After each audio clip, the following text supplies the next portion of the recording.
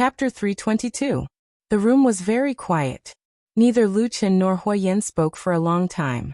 Atsu's huge body completely blocked the door. It didn't look like a monster, but more like an overfed dog. It glanced at the people in the room tiredly and yawned. It seemed to be bored and slowly narrowed its eyes. Do you know what you're saying? Lu Chen looked at Huoyan and said calmly, You're actually worried that a human will steal the entire Black Fire tribe? Huoyan shook his head and said, You're not a normal human. You're now the messenger of the fire god, the priest of our Black Fire tribe. For thousands of years, we barbarians have long been used to obeying the orders of shamans and priests. As long as you truly gain the respect of the entire tribe, then they will definitely listen to your orders, and from then on, obtain supreme power. Then what do I want this power for?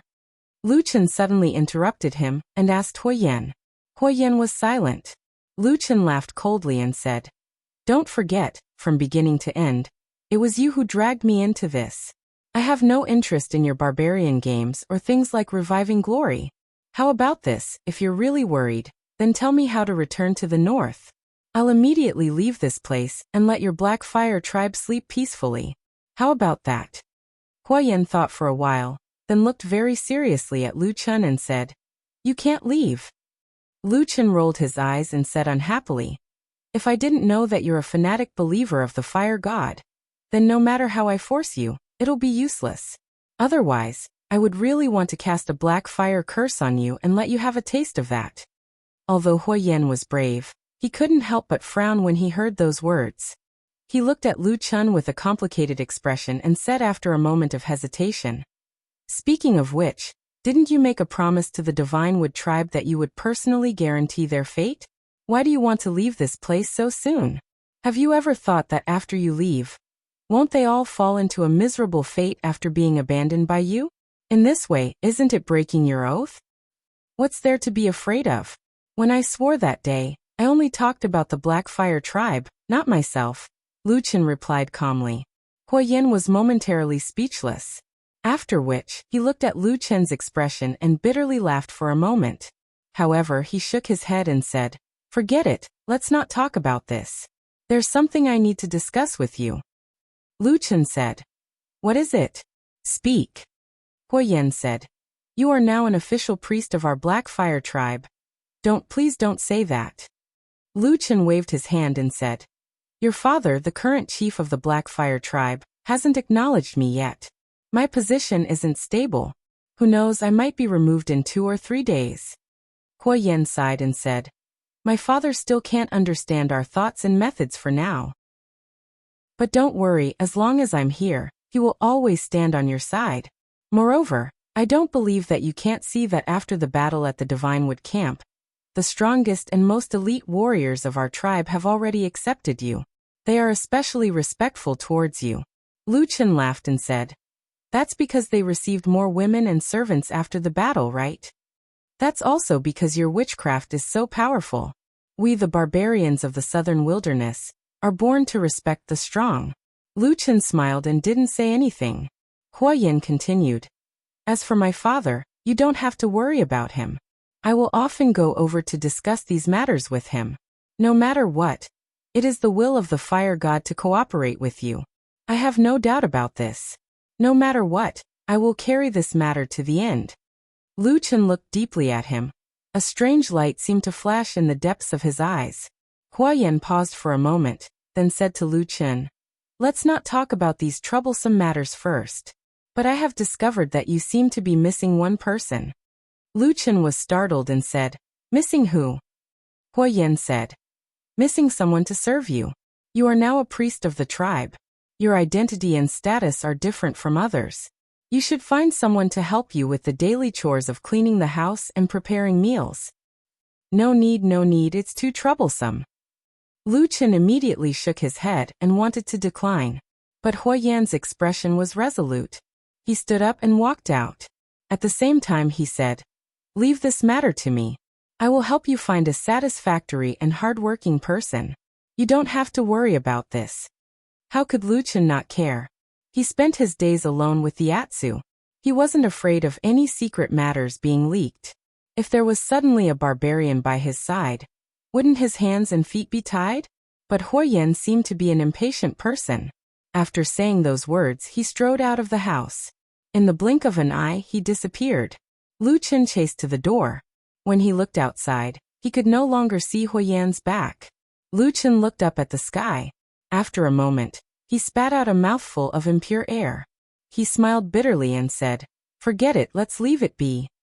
Huoyan fulfilled his promise the next morning. He brought the person he wanted to the door of the stone house that Lu Chen lived in. Last night, the mysterious and terrifying black-robed priest didn't seem to do anything strange. He just sat quietly under the wall of the house. His big black wolf was still loyally lying on the ground in front of the door, watching the people coming and going in the camp. For thousands of years, Lu Chen was the first human to come to the southern wilderness. So Huoyan certainly couldn't find another human to serve him. So, the person that Huoyan brought over this morning was a barbarian. It was a female barbarian. She looked to be about 18 or 19 years old. She was still very young, but her expression seemed to be full of grief.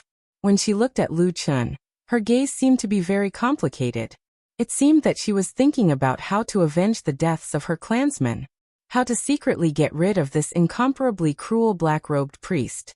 Lu Chen stared at the woman for a while. Then he turned around and walked to Huoyan's side. He glared at him and sneered.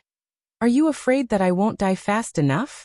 Huoyan heard this and said, "How could there be such a thing?" Lu Chen pointed at the young body that was kneeling on the ground and sneered. "This woman is clearly a young woman that no one in the Divine Wood tribe has claimed. Why did you send her to me? What do you want? Let her serve you." Huoyan laughed loudly. Then he waved his hand and turned around to leave. Lu Chen was somewhat helpless. He was about to say something when he turned around and looked at the young barbarian. He sighed and asked, "What is your name?" "My name is Yi." Chapter 323. Yezi was a barbarian girl. Because she was young, her skin looked better than most of the barbarians in the wilderness. However, there were still obvious characteristics of the barbarians on her body. For example, there were sharp fangs protruding from the corners of her mouth, tattoos on her body, and she was actually quite tall. When Lu Chen called her up, he found that this barbarian girl was almost as tall as him. In fact, from the aesthetic point of view of the human race, most people would not be able to accept barbarian women. However, it was probably because of her young age. In general, this woman named Yezi seemed to be more pleasing to the eye than the ferocious barbarians outside. Compared to those barbarians who liked to have their faces covered with twisted patterns and talisman tattoos, Ye's exposed skin only had 2 tattoos on her upper left arm and right thigh. This was also the reason why she looked more delicate. However, having been in the Blackfire tribe for so long, Lu Chen roughly knew some of the barbarians' customs. It was not that Yezi did not want to have those colorful tattoos on her face, but because those tattoos on the face often meant boasting, meritorious deeds, achievements, or other qualifications. It was not something that could be casually tattooed on. It was probably because this barbarian girl was too young and not qualified enough. While Lu Chen was sizing up the barbarian girl, Yezi was also secretly looking at him. The women of the tribe were still more gentle than the aggressive male warriors. In her eyes there was a bit of awe and curiosity, but it seemed to be mixed with a bit of resentment. Lu Chen quickly noticed this. He did not have any intention of guessing, but directly asked Yezi about her origin and identity. Yezi lowered her head and said, just as Lu Chen had guessed, Yezi was a member of the Divine Wood tribe who had surrendered after their tribe was exterminated. Would he let a woman who had a grudge against him, and who might even have relatives who died in the war started by Lu Chen by his side? Huoyan's burly and brave figure flashed in front of Lu Chen's eyes. He thought to himself, what is this guy, whose mind is far more detailed and profound than the other barbarians, thinking? Did he have some ulterior motive, or was it simply because it was convenient? Currently, the atmosphere within the Blackfire tribe was rather delicate. Patriarch Huahu was clearly dissatisfied with Huoyan and Lu Chen's actions. Despite Huahu's advanced age, many of the tribe's warriors stood on the side of Huoyan and Lu Chen. However, he had been the chief of the tribe for many years after all. He was a person of virtue and prestige, and no one could ignore him. Not to mention that Huahu was Huoyan's father after all. They were related by blood, so ordinary people could not do anything to him. Even in the barbarian tribes, which were known for their ferocity and savagery, it was not popular for the sons to go against their elders, or for the sons to fall out with their fathers and even fight with them. Under such circumstances, it might not be convenient for Huayan to directly call for a tribesman from the Black Fire tribe to serve Lu Chen.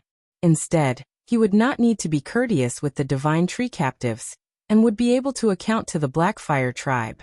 As for what Lu Chen had said before about giving these people equal treatment, let's just wait and see. Probably not many people would take it seriously. Lu Chen pondered in silence, while Yi just stood there.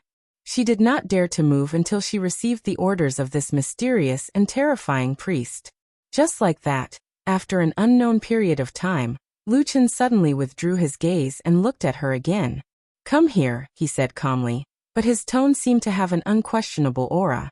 Yi lowered her head and responded, slowly walking in front of him. Like most of the barbarians, Ye's clothes were mainly animal skins, supplemented by small stones of various shapes and colors, animal teeth, and small bones as ornaments. The harsh sandstorm on the wilderness did not seem to have damaged the beauty and youth of this barbarian girl. The exposed skin on her arms and thighs was still fair, but not far in front of her. The man stood in front of her like a mass of darkness. One black and one white, the shadow and the light, juxtaposed in such a somewhat dazzling way in the stone house. But at least at this moment, Ye's whiteness looked particularly small and fragile. In front of the threatening dark aura, or because of the awe she had for the shaman and the priest since she was a child, even if she still held a trace of resentment in her heart, Yi could not help but kneel down. She was just an ordinary barbarian girl. She did not have the powerful force of the barbarian warriors. She was weak and ordinary. Not to mention that even the barbarian warriors, who were known for their ferocity and toughness, were in awe of this shadow-like man. After a moment, Yi suddenly felt a chill on the top of her head. It was a hand that was gently placed on the top of her head. Why was the palm so cold, almost not like the flesh and blood of a human? At that moment, Yi even trembled for no reason. She closed her eyes and was very afraid. She even felt that it was not a hand that was pressing on her head, but a piece of gloomy white bone. "Do you hate me in your heart?" That calm, seemingly emotionless voice sounded in Ye's ears. Yi was stunned for a moment, and then immediately shook her head desperately. She was afraid that if she moved a little slower, this terrible and evil priest might make her suffer the most terrible punishment in the legends. Lu Chen looked at the terrified barbarian girl, and wanted to say something, but after a moment, he secretly sighed in his heart. He thought to himself, "What's going on? Didn't he say that he was indifferent to these barbarians and had no interest in them? Why did he suddenly feel that his heart had softened?" He withdrew his hand, turned around, and walked back to his original place and sat down. After a moment she heard him say, "This time you probably know the people of the Divine Wood clan who came with you, right?" Yi breathed a sigh of relief after his hand left her head, but after hearing this, she became a little nervous. At the same time, she had a faint feeling that the fate of her clan was about to be decided. She hesitated for a moment and then said carefully, "I know them all, Lord Priest. What do you want to do?" Lu Chen raised his head slightly and looked at her. Yi was shocked and quickly prostrated on the ground, saying, "Lord Priest, don't be angry. I just want to help you. Now, I have been sent to serve you. No matter what, you can ask me to do it, and I will do my best to do it." Roar.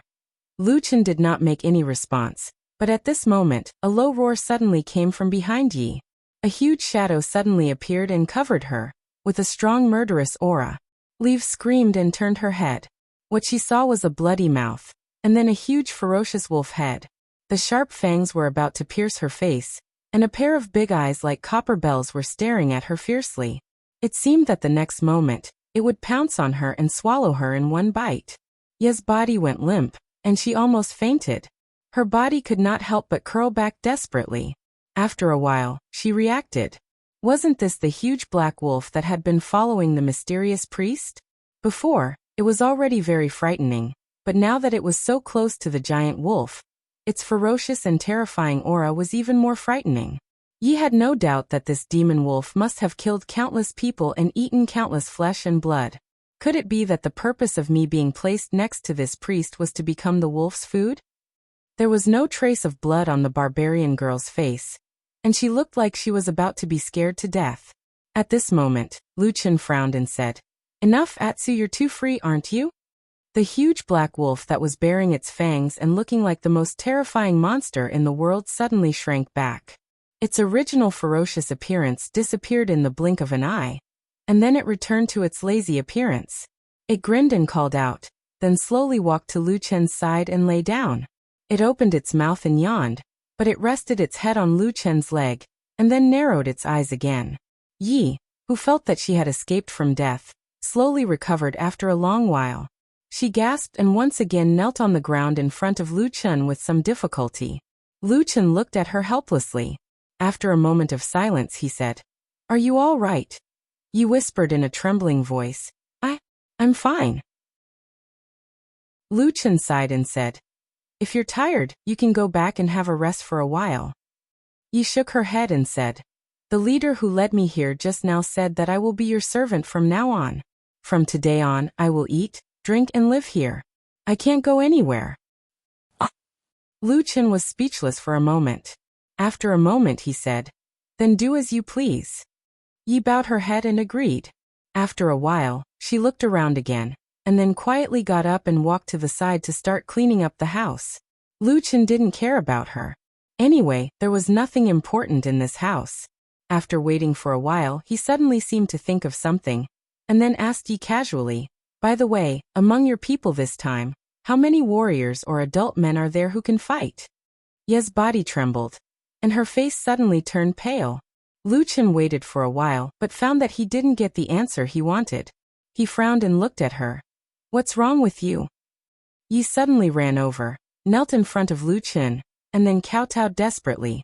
Her eyes were full of tears and she cried, Your Excellency, I beg you to let my people go.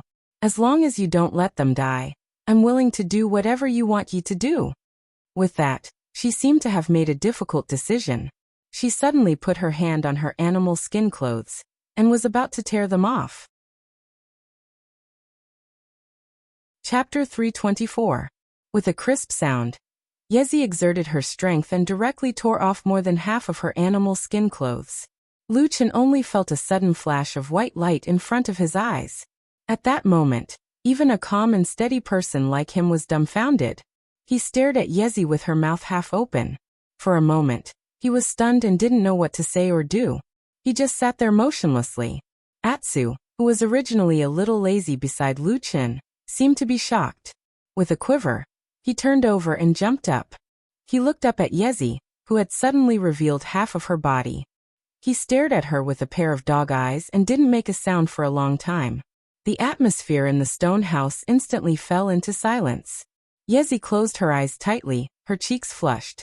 Her heart was shy and indignant, and there was also a kind of desperation, as if she was sacrificing herself for justice. However, after waiting for a long time, she suddenly woke up from her inexplicable emotions, but found that it seemed that the expected thing did not happen.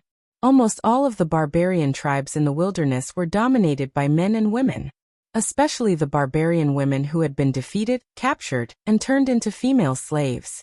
They had no dignity to speak of. They were often reduced to the playthings of their new masters, or become tools to give birth to future generations.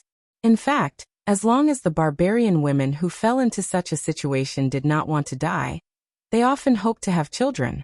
As long as they had offspring, then for the sake of the children, their situation would be improved, or at least they could get a relatively formal identity.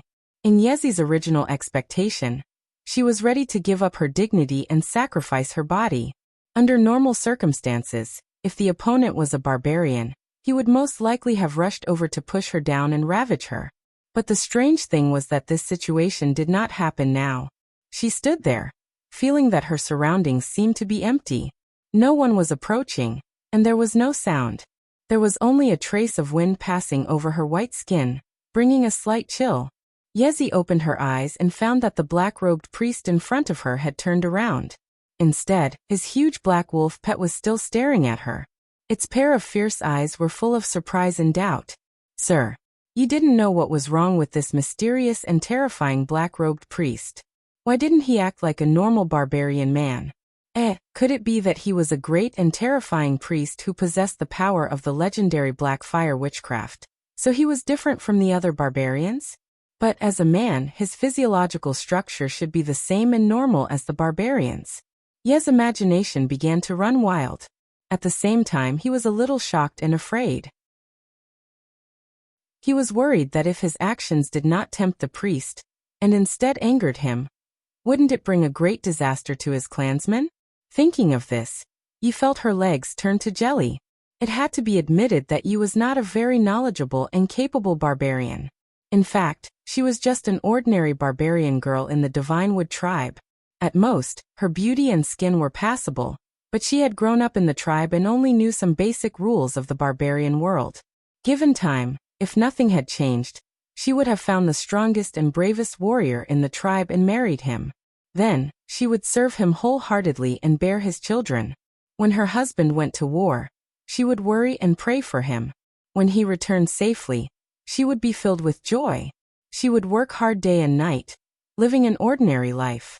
Until one night this year, when the terrifying shadow of the black-robed priest covered the sky and the sun.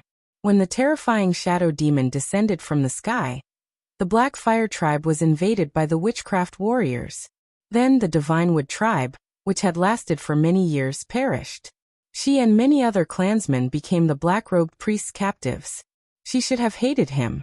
In fact, deep down in her heart, she still loathed and hated this person. However, fear was a stronger emotion in her heart. That night, it overwhelmed everything else. She didn't even dare to have any thoughts of hatred in front of this man. According to the legends, the shamans and priests were omnipotent, and some could even read people's minds. How is he going to deal with me? It's fine if I die, but don't drag others down with me. Just when Yezi's mind was in a mess and all kinds of distracting thoughts came one after another, Luchin coughed softly and said, "You put on your clothes first." Yezi was stunned for a moment.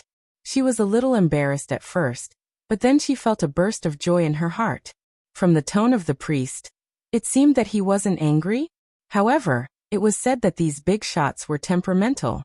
No one could be sure what they would do in the next moment. Yezi hurriedly agreed, and then hurriedly put on the animal skin clothes that she had just torn off. The only thing that was a little awkward was that the animal skin clothes were originally sewn. Just now, she had the determination to tear it apart regardless of everything.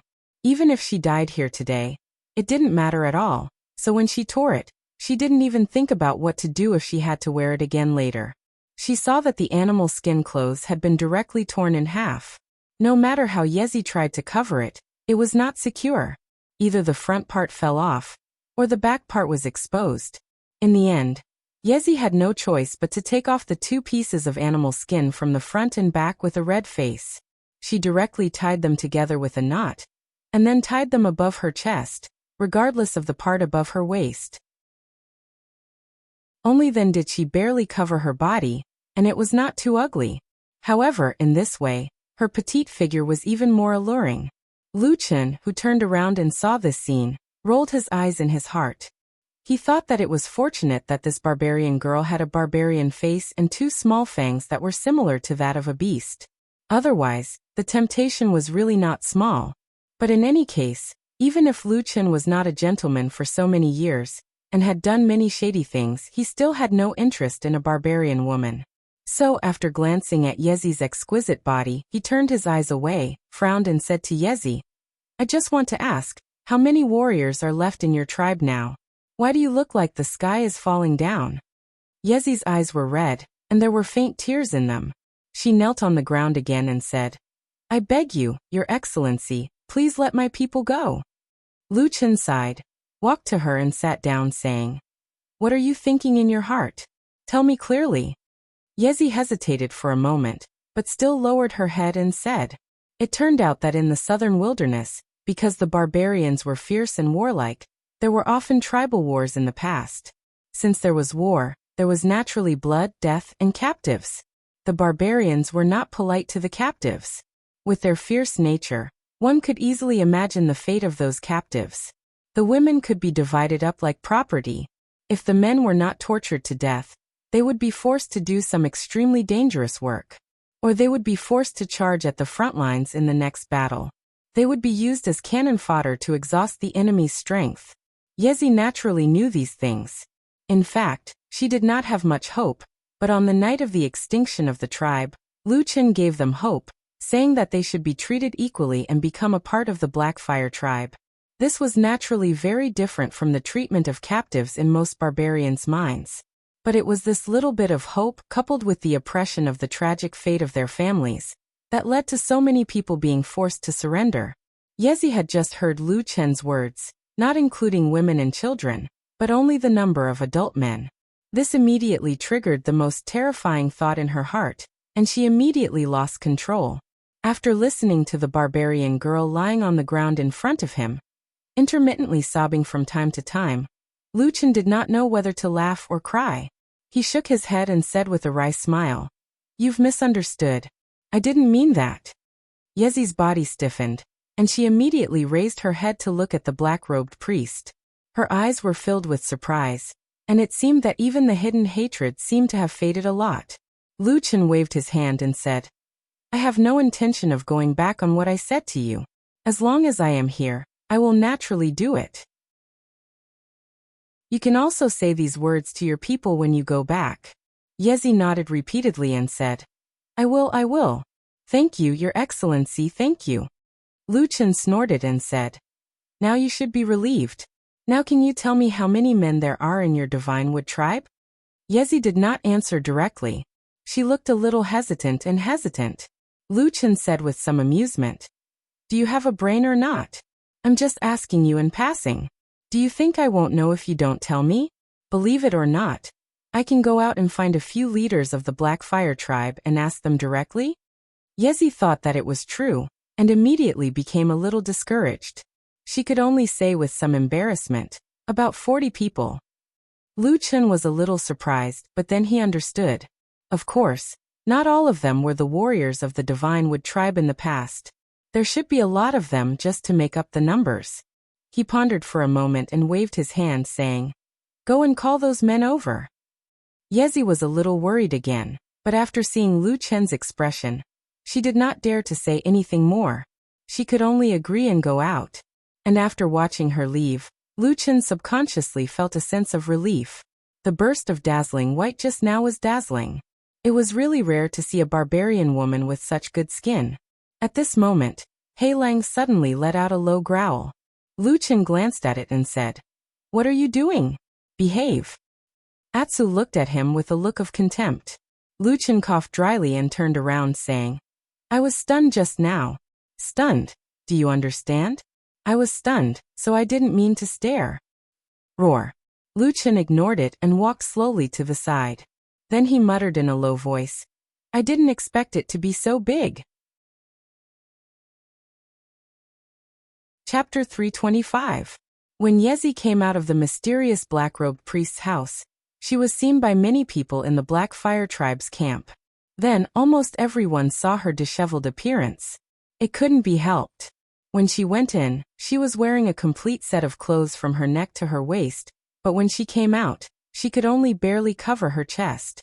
Even if one were to say that nothing had happened, one would have to believe it. However, perhaps because of Lu Chen's recent reputation, and the fact that the barbarians generally revered the priest, no one really stepped forward or loudly discussed anything. Everyone just watched the barbarian girl walk away with complicated emotions, and then began to whisper to each other. Of course, Yezi could feel the strange gazes of the people around her. She blushed again, and felt a little annoyed. But when she looked down at her torn clothes that could only be tied together, she could only walk away silently. These clothes were torn by him. If he had to blame someone, he really didn't know who to blame. Just like that, she walked quickly with her head down, and soon returned to the place where the Blackfire tribe had settled the Divine Wood tribe captives. After being exterminated, they became captives under someone else's roof, and even their survival depended on the mood of others. The Divine Wood tribe members here were naturally very sensitive. The news that Huyen had come to pick Yezi and give her to Lu Chen as a mate had already spread throughout the Divine Wood tribe.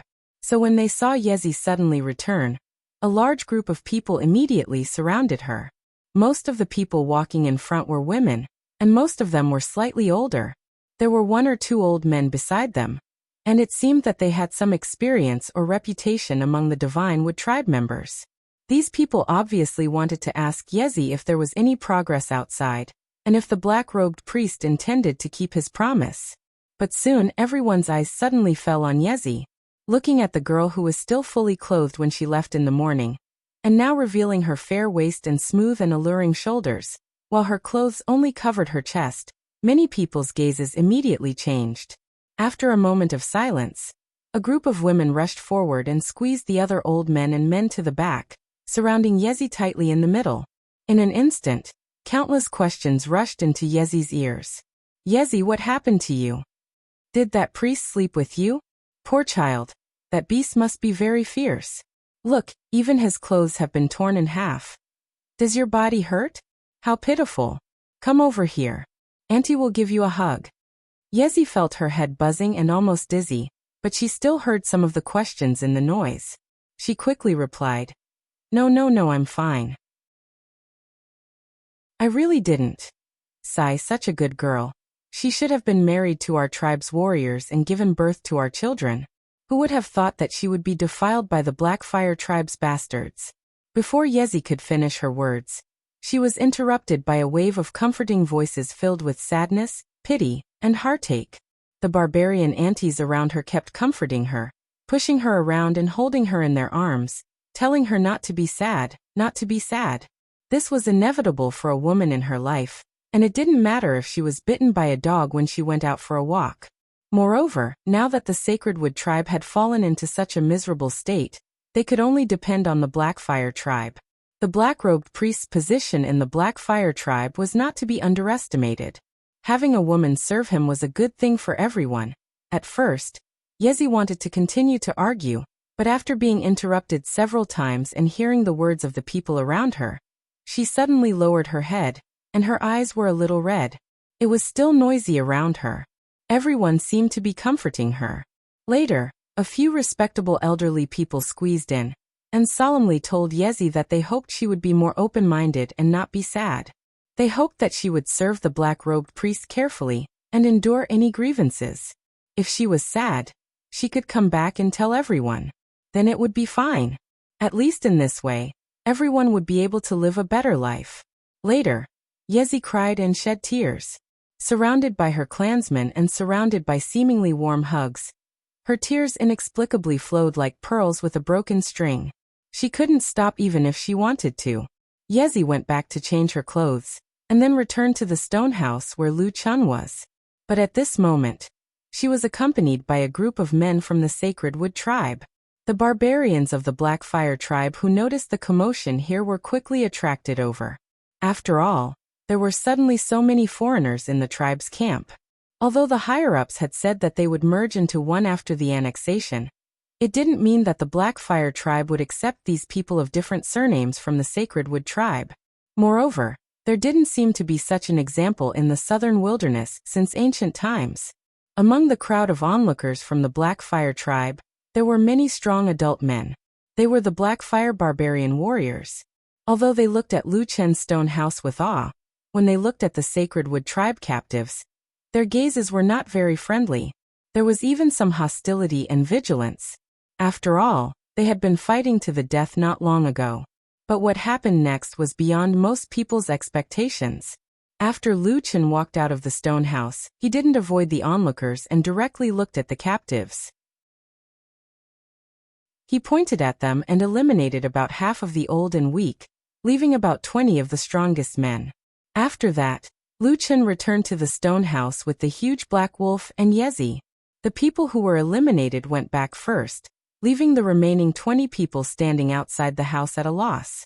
After a while, footsteps sounded in the stone house again, but this time it was Yezi who walked out alone. Her expression looked a little complicated, but she was generally calm. Under the gaze of the crowd, she walked towards the 20 people and pointed at one of them, asking him to follow her into the stone house. At this time, not only were the remaining people bewildered, even the onlookers from the Black Fire tribe did not understand what the black-robed priest was going to do. They all whispered to each other. But just as they were whispering to each other, an inexplicable aura suddenly emanated from the dim stone house. Although it was not as exaggerated as the sky changing color, and although there were no abnormalities or obvious changes, everyone seemed to feel their hearts beating violently. Then, for a moment, the stone house seemed to be completely dark. It was shrouded in incomparably deep darkness, and in the deepest part of the dark shadow, there seemed to be a flame suddenly burning. No one could see the flame. It was just a feeling. Perhaps it was because the flame was black. Everyone quietened down and stared at the dark stone house. After waiting for a while, it seemed like a long time. Finally, the darkness seemed to slowly fade, and after a while, a figure slowly walked out. It was the divine wood warrior who was called in by Yezi. At this moment, the strong barbarian warrior looked a little defeated, and his expression was a little complicated. He looked a little nervous, a little worried, and a little excited. Moreover, he seemed to be relieved. All kinds of strange and contradictory feelings appeared on this barbarian at the same time. No one could figure out what he had experienced just now.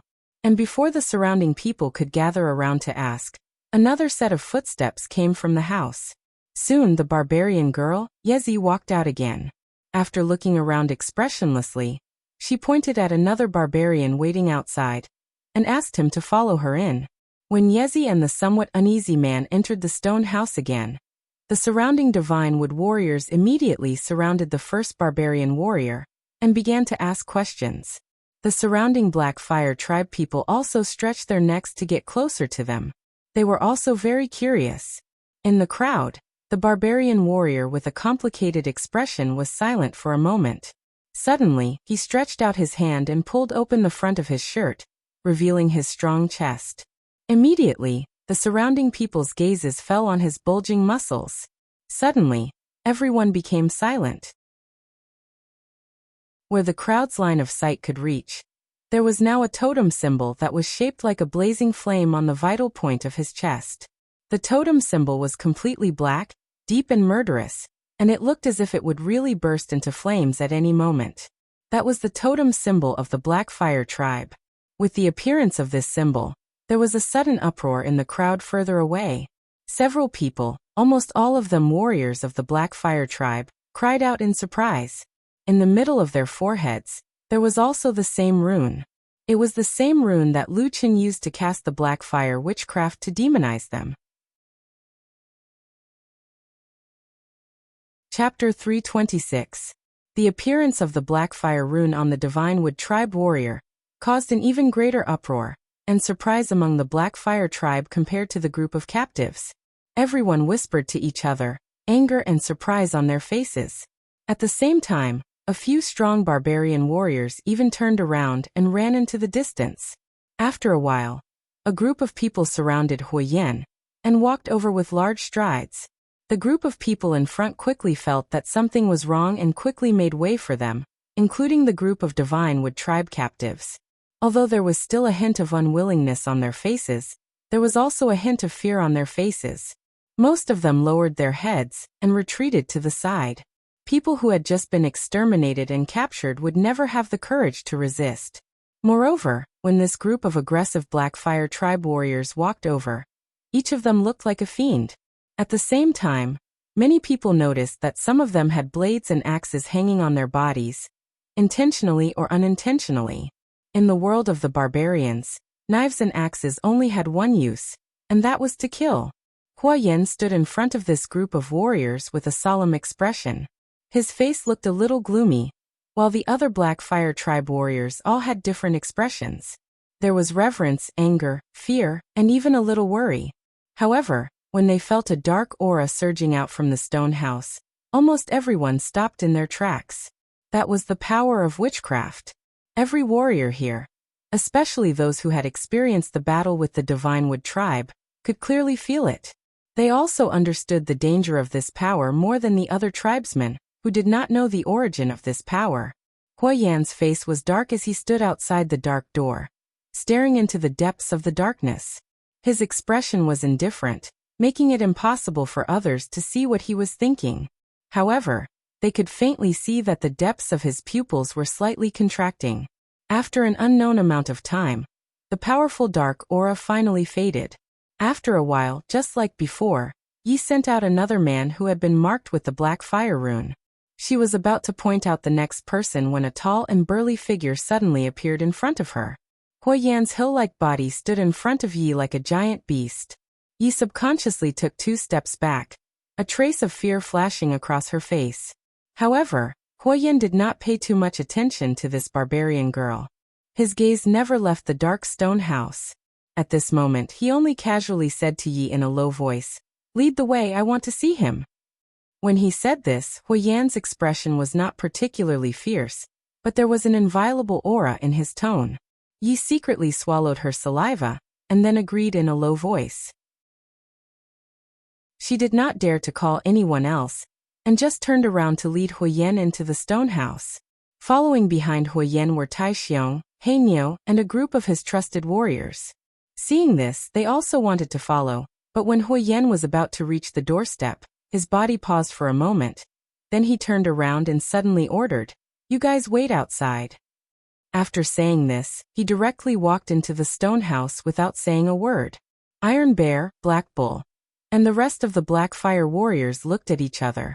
However, after a while they finally spread out in 2s and 3s around the stone house.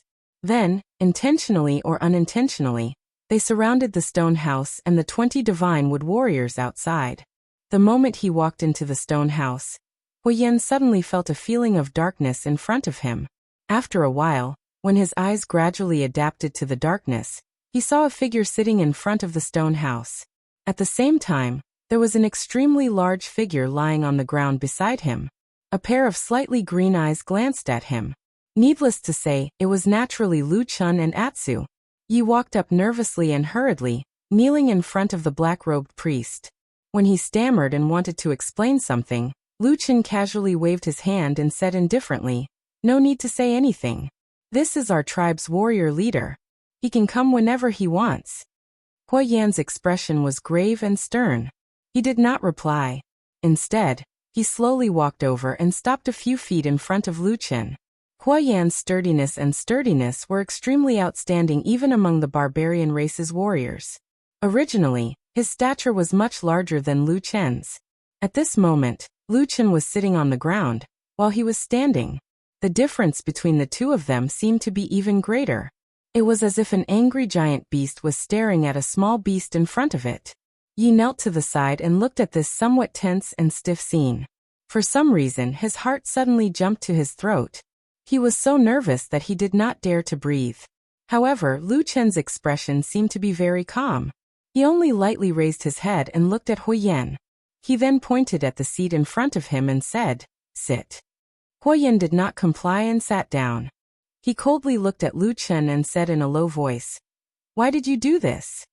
Lu Chun didn't answer him immediately. Instead, he silently sat where he was. After a while, he didn't look at the giant like Huoyan standing not far away from him.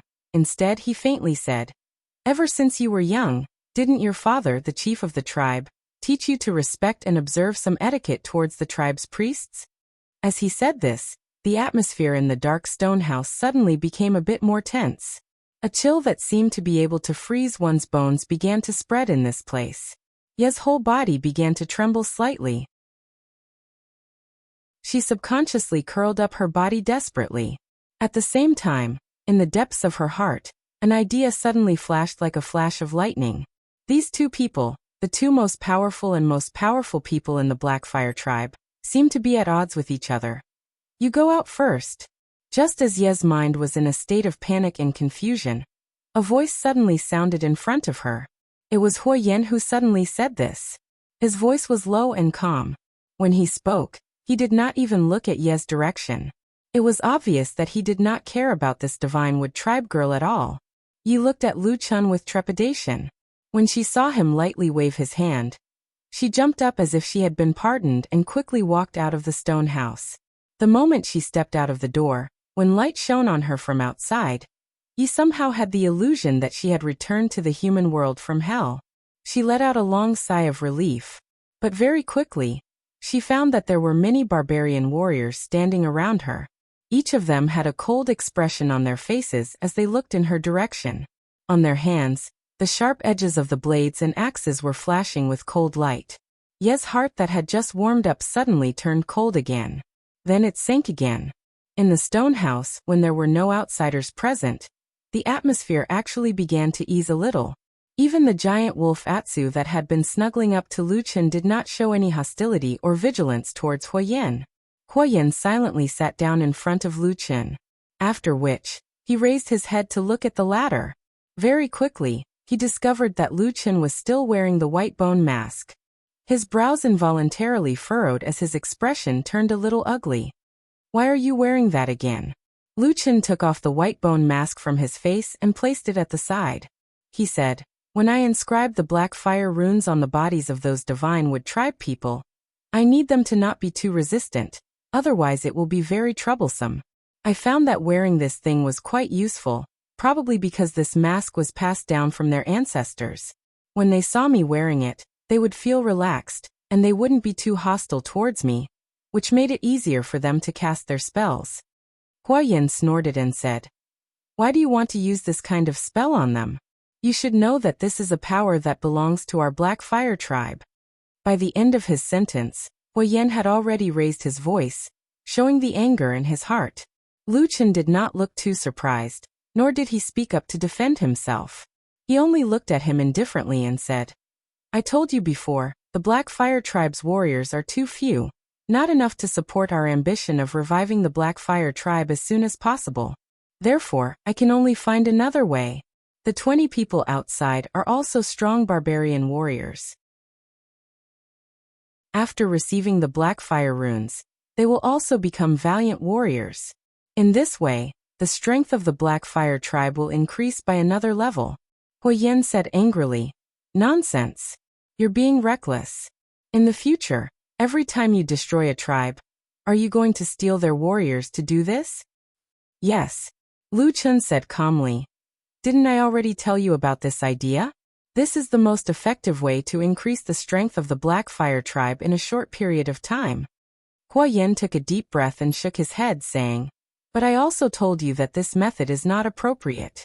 You should know that if there are too many of these foreign tribes with the power of demonization, even more than the warriors of our Black Fire tribe, when the time comes, what should we do?" Chapter 327. Backlash. Lu Chen raised his eyes slightly and looked at the solemn Huoyan. He asked in a slightly astonished tone. Huoyan frowned and said, "What am I wrong?" Lu Chen pondered for a moment and said, "You're thinking too much. Firstly, the demonization of warriors is a kind of witchcraft. If I don't use it, they won't be able to obtain that kind of power." Huoyan's expression did not relax. He stared at Lu Chen and said, "But if you continue to do this, there will be more and more warriors of the foreign races. Is there no risk? Once they reach a certain time, their numbers are too many, or they suddenly turn on us after demonizing on the battlefield. What will we do at that time?" Lu Chen said indifferently, "This is the second thing I wanted to tell you earlier. That black flame rune just happens to be able to control these divine wood race members. Once someone has any disloyal thoughts, just by relying on this thing, I have a way to instantly kill them."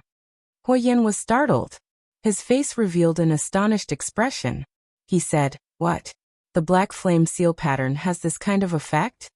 Lu Chen looked at him with a smile that was not a smile. He said, "What do you think? If it wasn't like that, why would I spend so much effort to slowly cast the curse one by one? Right, I forgot to tell you. The true name of the black flame seal pattern isn't the black flame seal pattern. It is a variant of witchcraft. Its original name is the black flame curse." He smiled. His smile looked calm and serene, but there seemed to be an indescribable throbbing in his eyes at that moment. "That isn't a seal pattern. It's a kind of curse." The atmosphere in the stone house suddenly became a bit colder. No one spoke for a while. Then, after a while, Huoyan suddenly stood up. Standing before Lu Chen, his tall stature looked extremely out of place. Furthermore, there was a faint, biting cold murderous aura emanating from his body. Lu Chen seemed to have sensed something, and he slowly stood up and said, "What's wrong?" Huoyan looked deeply at him, his gaze exceptionally sharp, like two daggers staring at Lu Chun. Then he slowly said, "Did you cast this curse on me and my black fire warriors?" Lu Chun didn't seem to be frightened by the barbarian's murderous aura. He even smiled faintly and said calmly, "I only know of one type of black flame curse. Of course it's the same type." Clang. A crisp sound rang out. It was Huoyan's sudden growl. He reached out his hand and pulled out the dagger that was hanging on his waist. The bright light of the dagger was pointed at Lu Chun. On the other side, the giant wolf Atsu, who was originally a little lazy, suddenly jumped up. With a roar, it bared its sharp fangs at Huoyan and pretended to pounce on him. In the dark stone house, the atmosphere suddenly became tense. The two sides seemed to be confronting each other, and the situation seemed to be on the verge of exploding. Huoyan didn't pay attention to the growling Atsu beside Lu Chun. Instead, he stared at Lu Chun and gripped the dagger in his hand tightly. He said word by word, "Why?" Lu Chun shook his head and said, "No reason. I've already told you, the black flame curse is just like this. I can use the fire god's staff to cast a variant spell to demonize you and increase your strength for a short period of time. But in the end, this kind of curse is still a curse. It naturally has the power to kill." He looked up at Huoyan and said, "It seems like you don't like it?" Huoyan's breathing was slightly hurried, his fangs crossed. He growled and said, "Who would like to have this kind of thing on their body? If that's the case, the lives of me and the other warriors will be in your hands. I can help you get rid of it now." Lu Chun suddenly interrupted him and said calmly. Huoyan was stunned for a moment, as if he couldn't react in time. He looked at Lu Chun in shock. Lu Chun said, "You and the other Blackfire warriors, if you need it, I can help you get rid of this black flame curse. But correspondingly, you will lose the power of demonization on the battlefield." Huoyan's expression changed intensely, but he still didn't say anything. Lu Chun looked at this barbarian man. A strange light flashed in the depths of his eyes. He said, "I think you're just afraid that I can control everyone's life and death. My power is too great, and I can even control the tribe? In fact, I still stand by my words. Your barbarian tribe is not worthy of my attention. I don't care about the things that you value so much. If you're afraid, give me the way to return to the north. I will get rid of all your curses now. Then give up everything here, and leave by myself. From then on, I will have nothing to do with your Black Fire tribe." Huoyan looked at Lu Chun. Lu Chun didn't look away either, calmly looking at him. After a while, Huoyan's expression changed. Suddenly, he turned his head away. The anger on his face quickly dissipated, and he slowly put away the blade in his hand. After a while, he said in a low voice, "Let me think about it first." Lu Chun smiled mockingly. Then his expression returned to normal and he nodded. Huoyan turned and walked out. Just as he was about to reach the door, he suddenly squatted down and turned back to Lu Chun. "Don't tell anyone about this secret." Lu Chun nodded and said, "I know." Huoyan looked at him deeply, then turned and walked out. The day's tense atmosphere gradually calmed down as Huoyan silently walked out of the black-robed priest's stone house and took away all the Black Fire tribe warriors. As for Lu Chun, he didn't seem to be affected by this matter. After Huoyan left, he continued to summon people into the stone house and cast the mysterious black fire seal on them. No one knew what happened between Huoyan and the black-robed priest in the dark stone house, or what they talked about. Iron Bear, Black Bull, and the other Black Fire tribe warriors were very curious about this. They secretly asked Huoyan a few times, but Huoyan kept a straight face and didn't say anything. With the help of the Black Fire tribe's powerful divine weapon, the fire god's staff, the black-robed priest Lu Chun spent a day's work and finally cast the black fire seal on all 20 people. After this, the abnormally tired Lu Chun drove them away. He only said that he would send Yi to summon them again in 2 days, and that they would know what he was going to do next. This answer obviously didn't satisfy the 20 divine wood warriors, but facing the black-robed priest, no matter how fierce they were, they didn't dare to be impudent. In the end, they could only leave dispiritedly. However, many people secretly warned Yi to act according to the situation. and try to find out what this terrifying black-robed priest was thinking. Yes, for this goal, they must do everything they can. Although they didn't say it explicitly, the meaning was very clear. Leaf also understood, but she did not seem to have any more emotional fluctuations. At most, she just nodded silently. Finally, after sending everyone off, she slowly walked back to the dark stone house. Ever since Lu Chen brought Atsu to live here, the stone house had never been lit with any torches or candles. It seemed that this mysterious black-robed priest was very disgusted with things like flames. When this thought flashed through Ye's mind, she couldn't help but be a little surprised.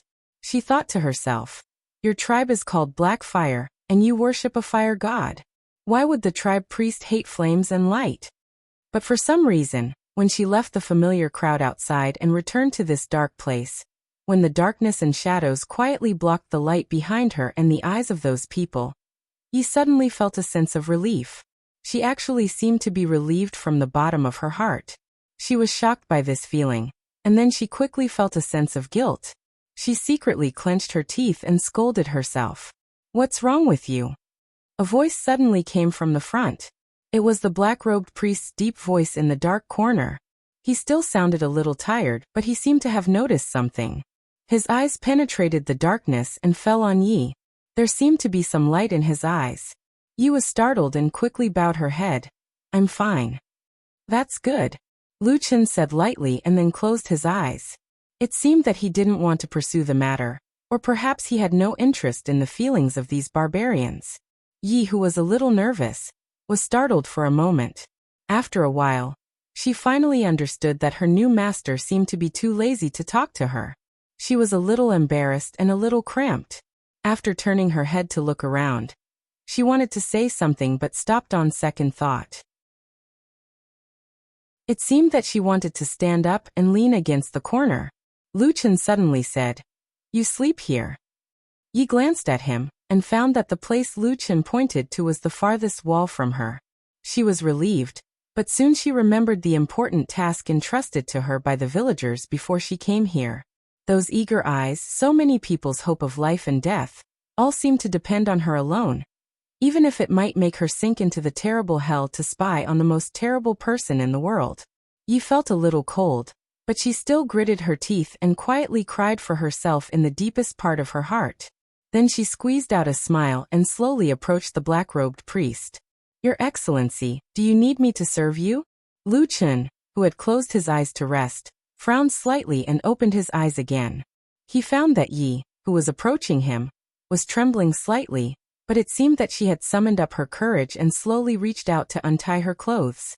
Lu Chen was silent. After a moment he said, "Don't smile. I think your smile is ugly."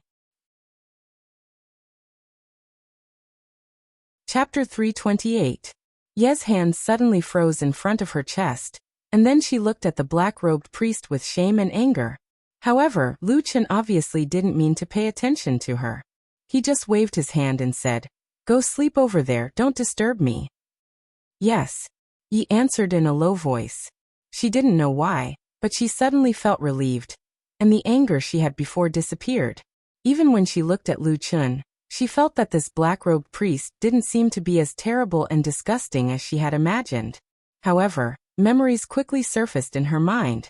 That day, in the old tribal camp, many of the clansmen she had known since she was young had died under the hands of this black-robed priest, died in that terrifying black fire. That painful howl was still reminding her, making Yi suddenly feel very ashamed of her weakness just now. She lowered her head and walked back to the corner of the wall that belonged to her, and unexpectedly found that there were 2 or 3 animal skin mattresses there.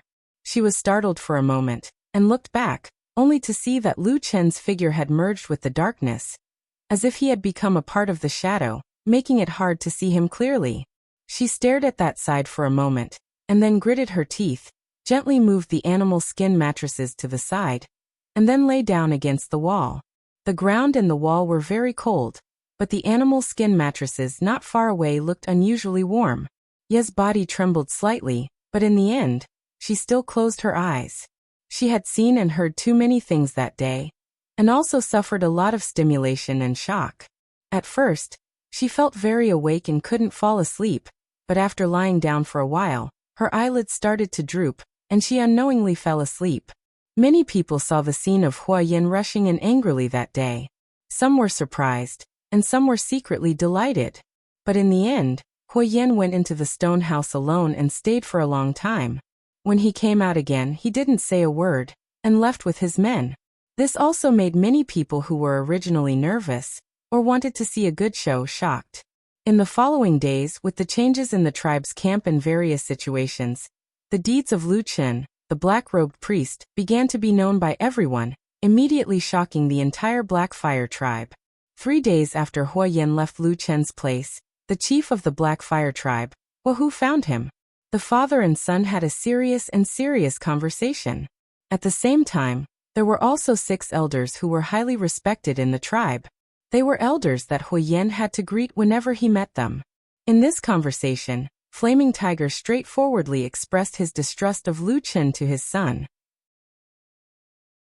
At the same time, he sternly warned him that there had never been an outsider who had become a priest of the Black Fire tribe, and Lu Chen's behavior after becoming a priest was incompatible with the behavior of all the great priests in the history of the tribe. This person is not of our race, so he definitely has ulterior motives. He was definitely not an emissary of the fire god. He was a minion of the devil. If we don't get rid of this black-robed priest, then our Black Fire tribe will perish in the hands of this terrifying human. The other 6 elders in the meeting all agreed, either solemnly or tactfully persuading Hua Yin, telling him not to be muddle-headed and to wake up as soon as possible.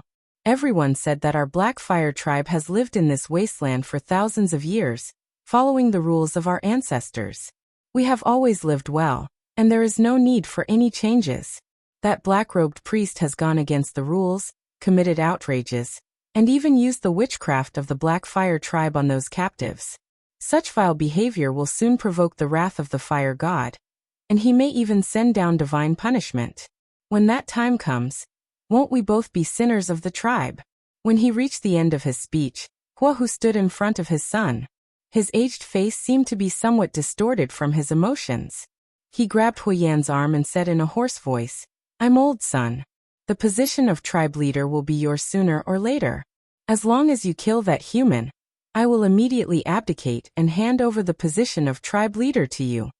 From the beginning to the end, Hua Yan, who had been unusually silent, finally stood up. But strangely, his face did not reveal the excited and sudden awakening expression that Hua Hu and the other elders wanted to see. This tall and sturdy barbarian was in the prime of his life. He was a barbarian in his prime. He was majestic and mighty, and had the ambition and meticulousness that ordinary men did not have. He could see further than them, and he stood taller than them. Occasionally, when he turned his head back, Hua Yin would realize that he no longer had any companions by his side. There was a bit of pain and disappointment in the depths of his eyes, but his expression was still calm. He stood up in front of the most senior elders of the tribe, and said in front of his father, Fire Tiger, "You don't have to worry about these things in the future." After saying that, he ignored the astonished and angry gazes around him, turned around and walked out, leaving behind a room of angry elders and a suffocating atmosphere. Lu Chen only learned of this matter from Hua Yin the next day at noon. When Hua Yin came to find him, Lu Chen had just finished training the 20 strong Divine Wood warriors, and let them go back first. The so-called training, of course, did not mean that Lu Chen would teach these barbarian warriors how to kill people, or how to use weapons. Instead, it was to let these people familiarize themselves with the demonized state that he would enter after casting the spell, and how to better kill people. Apart from this, Lu Chen also told all the Divine Wood warriors that when casting the demonized sorcery, he would also plant the world's most vicious curse on everyone's body. If anyone dared to betray him, they would be burned alive in the terrifying black flames. After death, even their souls would not be able to escape, let alone return to the embrace of their ancestors and gods.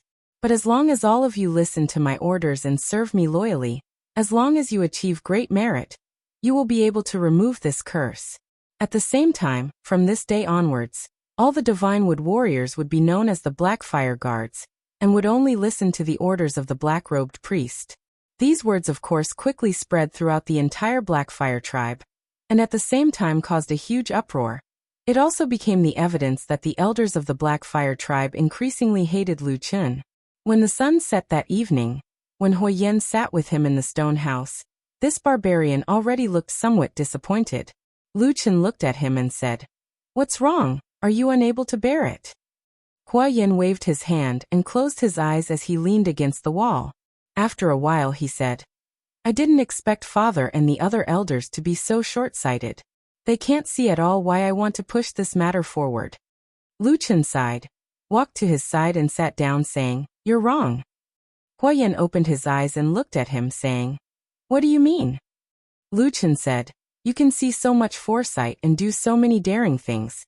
That's because you are a unique and different barbarian. Among so many tribes in the wilderness, how many barbarians like you are there? You can't even find one in an ordinary tribe. Perhaps it's normal that they don't understand you?" Huoyan smiled bitterly and said softly, "I just want to restore the glory of my ancestral tribe. I don't deserve such praise." He paused and frowned, saying, "Oh right, can you keep a low profile when dealing with those 20 Black Fire guards? You know what the situation is now. Demonizing every day is like stabbing their hearts with a knife." Lu Chun shrugged, saying, "I can't help it, time is too tight." Huoyan was startled, saying, "What do you mean?" Lu Chun said indifferently, "In 3 days, Thunder Lizard, Ghost Fox and Mountain Spirit. You can choose one of these 3 tribes." Huoyan was shocked and stood up abruptly, saying, "What? How long has it been you're going to fight?" Lu Chun said calmly and firmly, "The wilderness is so big, there are so many tribes, we don't have time to waste. Even you didn't expect us to start a war so soon. Then, those 3 tribes definitely didn't expect it either." Huoyan didn't know what to say for a moment. After a while he said, "Sometimes I feel that in the world, we barbarians are the most warlike, but compared to you, we are worlds apart." Lu Chun sneered. He turned around and walked into the depths of the darkness. At the same time he said, "Stop pretending. Anyway, it's just blood and lives. In the wilderness, the victor is everything. You're the one who said that to me." Huoyan was silent for a long time, then turned around and walked out of the stone house. As he walked in the open space of the tribe's camp, he occasionally raised his head to look at the dark sky, and suddenly saw a meteor flying across the night sky. That was a bold and unrestrained meteor, emitting a dazzling brilliance, instantly lighting up the entire starry sky, dazzling people's eyes. It flew passionately and fiercely, as if it was rushing forward recklessly, piercing through the darkness, until it finally disappeared into the depths of the distant darkness. Huoyan stared blankly at the meteor's last light disappearing into the night sky, suddenly feeling a chill. When he lowered his head, he found that there was a slight gust of wind in the surroundings. In the darkness of the wilderness, the wind was blowing. Chapter 329. This can't go on any longer. An angry roar came from the house, although it was suppressed, making the voice sound low. Some echoes still floated out from the gap of the closed door. One could feel how angry the person in the house was at this moment. Standing outside the closed door were 4 or 5 barbarian males of the Black Fire tribe. They stood a distance away from each other, and surrounded the house behind them. At the same time, they were vigilantly watching their surroundings. But in the dead of the night, no one would notice anything strange. Of course, the barbarian at the entrance had heard the angry roar just now. He turned his head to look, and his eyes were filled with worry. But soon he also turned his head back, and cautiously kept his guard up, not allowing any outsiders to come close. At the same time, in the room behind the door, a lit lamp illuminated the people inside. In the middle of the room sat the old chief of the Black Fire tribe, Fire Tiger, with his grandson, Fire Eagle, by his side. Aside from the 2 of them, there were 6 other people in the house. They were the 6 tribal elders who had persuaded Huoyan with Flaming Tiger. The one who had roared like a wild beast was one of the 6 elders. His name was Chishi. He didn't look young, and was about the same age as Flaming Tiger. He had a head full of white hair, and one of his 2 fangs was missing. However, this old man was a fierce general of the Black Fire tribe when he was young. He had been fighting for his entire life. Although he was old, his fierce and valiant aura was still there. At the same time, his irascible temper hadn't changed. At this moment, Qi-Shi's furious roar reverberated within the room.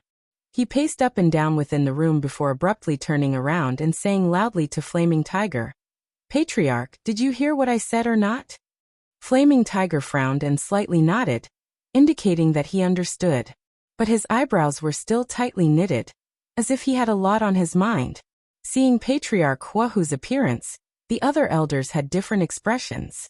After a while, another elder at the side with a slightly gentler expression pulled Qi-Shi and said in a low voice, "All right, Patriarch knows what he's doing. Don't shout randomly. If your voice is too loud and is heard by others, they might run to tell Huoyen or that black-robed priest, and there might be big trouble." Qi-Shi snorted heavily, his face filled with anger and reluctance. However, it seemed that he was still somewhat fearful of the two people mentioned. Finally, he walked to the side and sat down. Only then did this elder, who had persuaded the irascible old barbarian, turn around and look at Huahu. He asked in a low voice, "Patriarch, what are your plans now?" The wrinkles on Fire Tiger's aged face were deep, as if the harsh wasteland had already engraved the sands of time on his body. On this piece of land, the majority of people couldn't live to Huahu's age, so his knowledge and reputation had always been second to none in the Blackfire tribe. Everyone had always trusted him for many years. That was until his son, Huoyen, grew up and displayed his extraordinary talent and strength in front of the tribe's people. To this day, every barbarian of the Blackfire tribe believed that Huoyen would be the next patriarch. His strength, wisdom, and courage were unparalleled in the Blackfire tribe. All of this gradually became a public opinion. Sometimes it would make people feel as if everyone was waiting for the day of old Huahu's death. Fire Tiger didn't like this feeling. Since a long time ago, when his son, Huoyen, rose to power, he disliked it. But even if he was the patriarch, he couldn't do anything about it. Therefore, he could only remain silent most of the time. Then, with a complicated gaze, he would secretly peep at his son who was growing stronger and stronger day by day. "Patriarch." A somewhat surprised voice sounded in Huahu's ear, startling him. He woke up from his daze, only to discover that he had unknowingly been in a daze for a while. Is this the feeling of growing old? Huahu felt a bit sad for a moment, but he didn't show it on his face. He only muttered to himself for a moment, pretending to be in deep thought. Then he asked, "White Eagle, what do you think?" This elder named White Eagle was also one of the most prestigious elders in the Blackfire tribe. He had assisted Huahu for many years, and could be said to be deeply trusted by the old patriarch. But it was also because of this that White Eagle understood Huahu far better than anyone else. Huahu's expression just now had fooled the others, but not White Eagle's eyes. However, White Eagle didn't make any strange expression at this moment. Instead, a trace of worry flashed in the depths of his eyes, and he said to Huahu in a low voice, "Patriarch, what Brother Chi Rhino said just now actually makes sense. If we let Huoyen and that human called Lu Yuan continue to mess around like this, I'm afraid that something big will really happen." Huahu didn't immediately speak, but Fire Eagle, who was beside him, asked, "Grandpa White Eagle, what bad things will happen?" White Eagle glanced at Huahu, and after a moment of hesitation he said, "First of all, they are too warlike. It has only been a few days since they attacked the Divine Wood tribe, but they are already preparing to attack another tribe. Although the warriors of our Blackfire tribe are brave and valiant, there aren't too many of them. As long as it's a war, there will definitely be casualties, and as time goes on, we will definitely not be able to withstand it." The other elders and Fire Eagle nodded, and then White Eagle said, "Also, now that Lu Chen has also taken the captured Divine Wood warriors as people of the Blackfire tribe. He has also placed Blackfire runes on their bodies, and named them Blackfire guards, and they will only listen to him. What does this mean? If he has any ulterior motives in the future, how will our Blackfire tribe deal with him? And the worst thing is, at this moment Chi Rhino, who had just sat down, suddenly stood up again, walked in front of everyone, and said with an agitated expression, "Now we can all see that Lu Chen and Huoyen plan to continue fighting, and then intend to exterminate the tribe, then capture people, and then use Blackfire runes to increase their fighting strength.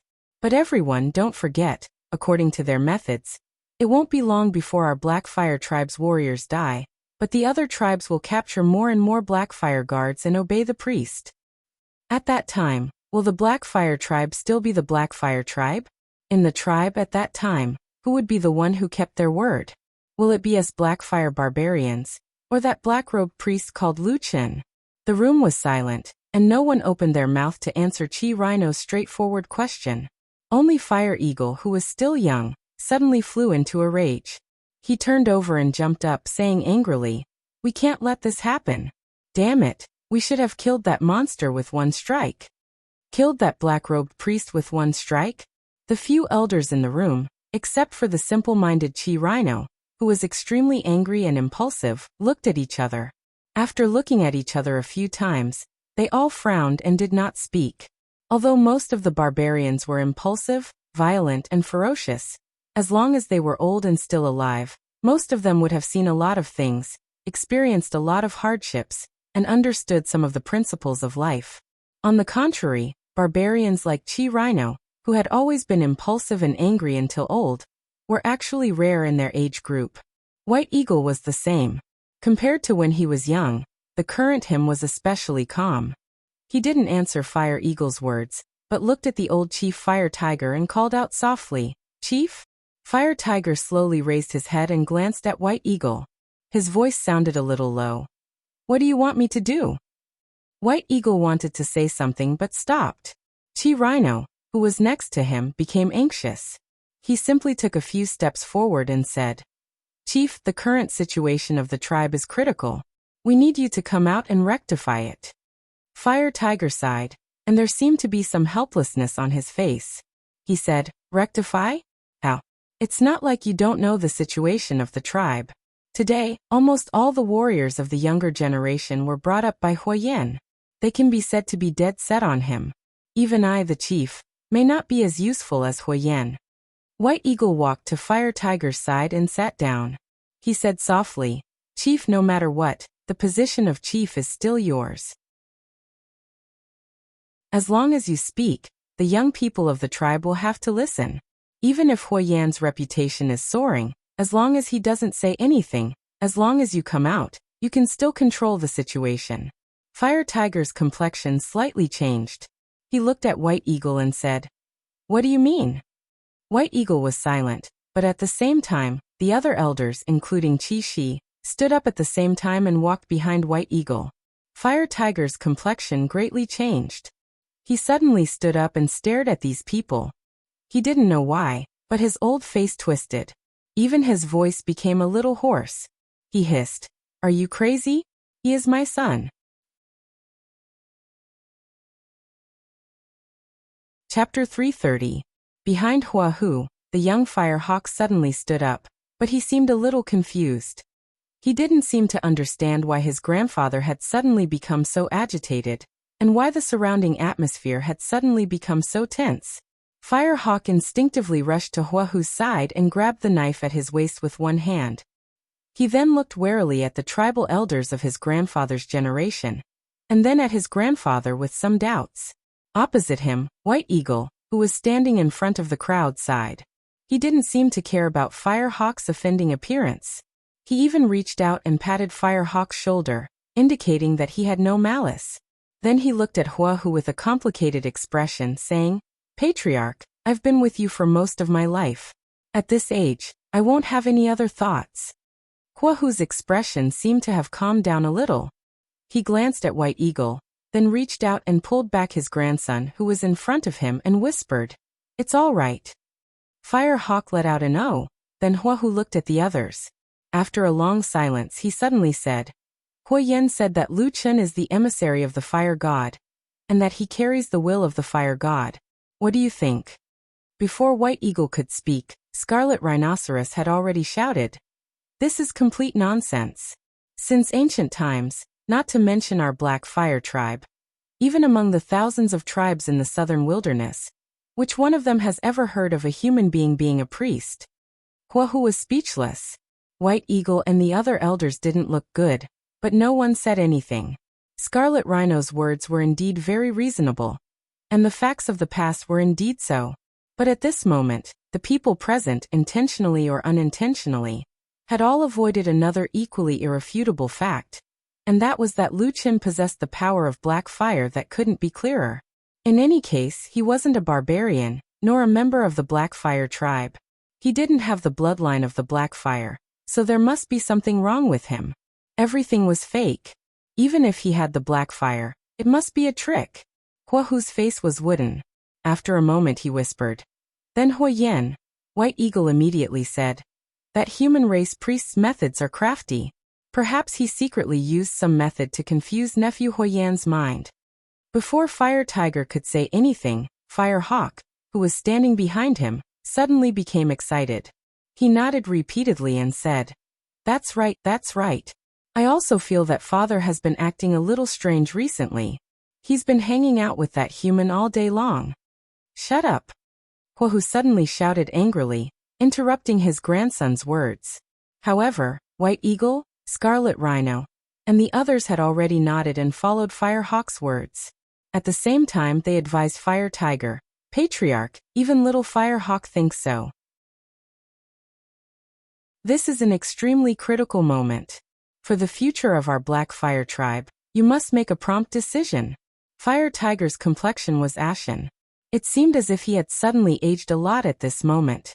He looked at the old people in front of him, then turned his head to look at his grandson, Fire Eagle, who still had a face full of anger. His mouth opened a few times, but no words came out. In the end he slowly sat back down. I'm already old. I don't know how many more years I can live. Fire Tiger's voice sounded particularly hoarse and low, as if he was making a final struggle. He said in a low voice, originally, I could not be more at ease with Huoyan inheriting the position. But if something happens to me in the future, this is a major matter for the tribe. Everyone looked at each other, not daring to say anything for a moment. Only White Eagle's expression remained the same. He walked to Fire Tiger's side and said, Patriarch, don't worry. If nephew Huoyan is fine, we naturally won't do anything to him. But if he's been bewitched too deeply by that human shaman, and is unable to free himself, for the future of our tribe, there's nothing we can do. Hearing this, Fire Hawk, who was standing to the side, suddenly trembled.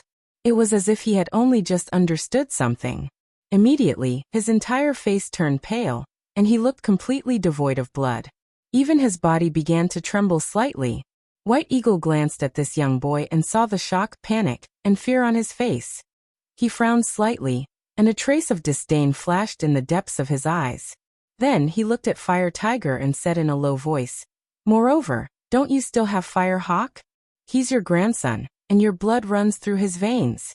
As long as you focus on nurturing him, us old fellows will definitely support him with all our strength. In a few years, I think Fire Hawk will definitely become a qualified patriarch. When he said the last two words, White Eagle turned to Fire Hawk and deliberately emphasized his words. Fire Hawk was dumbfounded, but gradually, he seemed to understand something. The emotions in his eyes suddenly became blazing, and even the fear and panic he had just felt were replaced by this new surge of excitement. He was so excited that even his breathing became heavy. But after a moment he suddenly sensed something. He turned his head and saw that his grandfather, Fire Tiger, was staring at him. Fire Hawk's heart turned cold, and he subconsciously lowered his head. Fire Tiger stared at his grandson for a long time, and finally let out a long sigh and slowly shook his head. Before Yi became the mysterious and terrifying black-robed priest's maid, she had always been terrified when she arrived in front of the dark stone house. The advice of her clansmen had given her a tragic feeling, and she felt that she would soon die in that stone house. Perhaps she would even be tortured, but if it was for the sake of so many clansmen, perhaps everything would be worth it. But to her surprise, life in this stone house was different from what she had expected from the beginning. The black-robed priest was silent most of the time, but he did not offend her in any way. Well, perhaps he was not interested in her, and even bluntly said that she had an ugly smile. Well, it's better to be talked to like this than to be thrown on the bed and ravaged, Yezi thought with a bit of joy. In these days, the priest named Lu Chen ordered her to do things very naturally. All kinds of chores, including going out to call for her clansmen, were handed over to her. This also brought about another effect, and that was the captured Divinewood clansmen now generally believed that the black-robed priest had slept with Yi, and that was why they believed her. In the beginning, Yi actually wanted to explain, but she quickly gave up on this idea because she found that it seemed that this was the only way for her clansmen to be happy and live more energetically. Although many people began to look at her with strange emotions, which seemed to be hidden very deeply like some sharp things. Stabbing people. It was very strange, and even Yi herself could not figure out why. She felt that she had clearly come to Lu Chen's side for the sake of her clansmen. Although Lu Chen really did not do anything to her, in everyone's impression, shouldn't she have done something good for her clansmen? But why was there disdain and contempt in their eyes? Even if everyone was smiling and comforting her in front of her, the stinging in their eyes had never disappeared. Yi. A sudden call awakened Yi from her daze. Yi quivered and jumped up. She hurriedly ran over to the black-robed priest who was sitting in the dark and said, "Sir, do you have any orders?" Lu Chen looked at her indifferently and said, "Go to the camp and ask the Fyrock chief to come here." Yi replied with an "oh" and agreed. Nowadays, Lu Chen had gotten used to ordering her to do these kinds of errands. She, who walked around the camp all day, seemed to have gained the approval of most of the Blackfire clansmen. She turned and walked out. But when she passed by the door, the giant wolf that was lying there like a guard dog suddenly roared at her and bared its teeth fiercely. Yi was so scared that she screamed and took 2 steps back. Seeing that it had scared Leaves, the black wolf Atu barked twice proudly and lay back down, as if nothing had happened. Yezi cursed the abominable big black wolf countless times in her heart, but on the surface, she could only avoid it awkwardly and even fearfully. In this dim stone house, it seemed that the black-robed priest was actually a decent person, but the beast was particularly abominable, scaring people all day long. A few nights ago, it even lay beside her in the middle of the night and suddenly roared, almost scaring Yezi out of her wits. She did not sleep well for several days. But after that incident, it seemed that the black-robed priest could not stand it anymore. He grabbed the giant wolf named Atsu and scolded it. He seemed to have kicked the giant wolf a few times. Only then did Atsu become more well-behaved, and Yi was gradually able to sleep peacefully.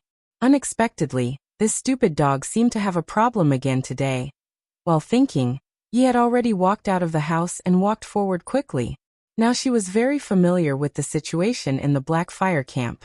The other Divinewood tribesmen were still somewhat restricted, and could not walk freely in the Blackfire camp. She was the only exception. It was not the first time that she had gone to pass a message to Huoyin on behalf of Lu Qin, so she knew where Huoyin lived. She was very familiar with the way, but when she was about halfway there, Yi suddenly froze and stopped. A man stopped her on the road. After her identity as the black-robed priest's maid was made public, no one deliberately made things difficult for her, or stopped her from walking in the camp. Today was the first time. Yi was a little surprised and a little nervous because she recognized this person. Although this person was not very old, he was very famous in the Blackfire tribe and many people would give in to him. He was Huoying, the grandson of the chief Huohu and the son of the chief Huoyin. He stopped Leaf and looked at Leaf's face with a strange look. Chapter 331. The Fire Falcon was not very old. At most, he could be considered a half-grown boy, so Yezi did not feel anything strange from his body or the way he looked at her. If it were any other adult tribal male, Yezi would usually feel that they were too brave and strong. Based on her past experience, Yezi would usually feel that other people would look at her with a kind of tyrannical and possessive emotion. Whether it was the current victors of the Blackfire tribe or her former homeland, the Divinewood tribe, it was more or less the same. After all, in the wilderness, men were superior to women for many years. In contrast, it seemed that although the black-robed priest called Lu Qin was a little cold to her, he seemed to be far easier to get along with than the others after living in the same room for a period of time. At least during these days, apart from the occasional harassment from the fat, big, stupid dog, Yezi suddenly found that the fear she should have had seemed to have faded a lot. Instead, her mood gradually became more relaxed. Eat well and sleep well. This feeling shocked Yezi. For a moment, she was in a trance, and an unusually complicated feeling flashed through her heart. Opposite her, The fire falcon was also startled. He originally thought that if he suddenly jumped out to stop this maidservant called Yezi, she would probably be surprised or scream. Who knew that there would be no surprise, and instead he found that she was just standing there in a daze. This woman can't be stupid, right? The fire falcon thought to himself. After thinking about it, it was indeed very likely. If there were no flaws, the divine wood tribe probably would not have pushed her out. Hey, after thinking about this, the fire falcon suddenly felt a little depressed. He could not be bothered to talk nonsense with Yezi anymore, and directly asked, "Where are you going?" After being shouted at by him, Yezi immediately woke up with a start. At the same time, a look of surprise appeared on her face.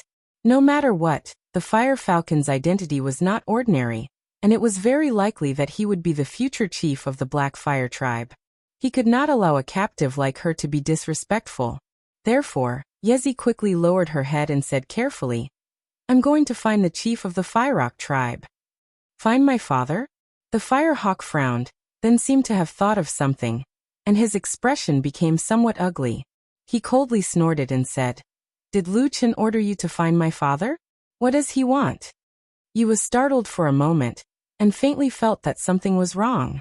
He secretly glanced at the Firehawk and said, "Young master, Lord Priest ordered me to invite the Firehawk leader to the stone house to discuss some matters.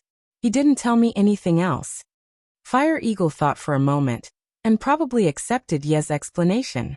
After all, she was just an ordinary maid who had been captured. If there was really something important between her father, Huoyan, and the black-robed priest, he would definitely not let her know. The Firehawk immediately nodded and said, "That's perfect. I just came from my father's place, so I don't have to make another trip. Go back and tell Lu Chen that my father and my grandfather are discussing an important matter in his residence, and it just so happens that I need to invite the priest over and ask for his opinion. Go back and ask him to come to my father's residence." "Ah." Yi was stunned for a moment and said, "You want me to go? Go and ask Lu Chen to come over for a discussion." The Firehawk glared at her and said angrily, "What? Our Black Fire tribe's chief and chief are both here. Can't we invite him?" Whether or not they could invite the black-robed priest was naturally up to the person called Lu Chen to decide. Yi was just a little maid who had no choice but to live under someone else's roof.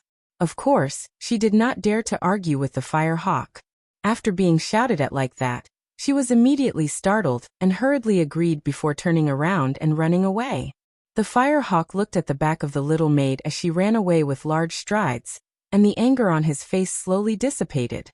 He then slowly turned around and could vaguely see the stone house where Huoyan lived. As he looked at that place, a trace of haze flashed across his face. Yezi ran all the way back to the black-robed priest's stone house. When she entered the door, Atu, the malicious stupid dog, seemed to want to make fun of her again. Fortunately, Yezi hurriedly shouted to the dark corner inside, Your Excellency, the chief is calling for you." In the depths of the dimly lit stone house, a black shadow shook for a moment. Then Lu Chen's voice came over. "Didn't you tell him that I asked you to invite him over?" Yi hurriedly told Lu Chen what the Firehawk had said to her when she met him on the way here. After Lu Chen heard this, he seemed to be silent for a moment. Then, as if to confirm with her, he repeated, saying, "Just now, what that Firehawk said to you was that the chief and the chief of the Firehawk clan are discussing something, and then asked me to go over?" "Yes." Yi nodded repeatedly. "Oh." Lu Chen seemed to respond casually. Then, he quieted down and sat in the same place without any movement. Yi was a little stunned. At the same time, she thought to herself that this black-robed priest seemed to have an extraordinary position of power in the Black Fire tribe. Even when the chief and chief jointly invited him to a gathering, he dared to be so neglectful. Just as her thoughts were running wild, she suddenly felt a gust of wind in front of her. It turned out that a shadow slowly walked out from the depths of the stone house and walked towards the door. Yi breathed a sigh of relief in her heart. It seemed that this person was not too out of line, she thought. But at this moment, the giant black wolf Atsu that had shrunk back to the ground suddenly raised its head and stood up from the ground. It seemed to have sensed something. It stared at the approaching Lu Chen and suddenly growled in a low voice. The growl contained an indescribable fierceness. Yi was startled and could not help but take a few steps to the side. You're crazy again? Yi stared at the abominable big dog and shouted. She deliberately raised her voice, so that the black-robed priest could hear her, and scold the stupid dog like before. Because every time this happened, Atsu would behave for a while, and Yi could sleep peacefully for at least 2 days. Unexpectedly, after Lu Chen walked over, he did not have the slightest intention of scolding Atsu. Instead, he looked down at Atsu and reached out his hand to gently touch Atsu's head. Atsu bared its fangs and looked ferocious, as if it was about to eat someone. Yi clenched her fists nervously. She thought to herself, if you have the guts, bite this priest to death and then eat him. I'll consider you a capable person. You want to go with me? It was Lu Chen who asked Atsu in a low voice. Atsu wagged its tail and stood beside his feet. Lu Chen smiled, nodded, and walked out of the door. Yi was at a loss for a moment, unsure if she should follow. But before Lu Chen walked out, he suddenly turned back and said to her, "Go call the Black Fire Guards and ask them to go to the Firerock leader's side." Yi was stunned for a moment, then nodded and said, "Okay, I'll ask the group outside to go." There were a total of 20 Black Fire Guards trained by Lu Chen. These days, they were divided into 4 shifts and took turns to guard outside the house. There were 3 shifts a day, and each shift was 4 hours long. At the moment, there were 5 people guarding outside the house, so Yi asked this question. Unexpectedly, after a moment of silence, Lu Chen shook his head and said, "No, call all of them." Ye's body trembled slightly, and a look of shock appeared on her face. Lu Chen looked at her calmly and did not speak. After a while, Yi seemed to wake up from a dream and hurriedly said, Yes, I'll go now. As she spoke, she quickly ran out of the stone house. When the sunlight outside fell on her, she didn't know why, but she didn't feel any warmth. She only felt a faint chill enveloping her body, causing her to subconsciously shiver.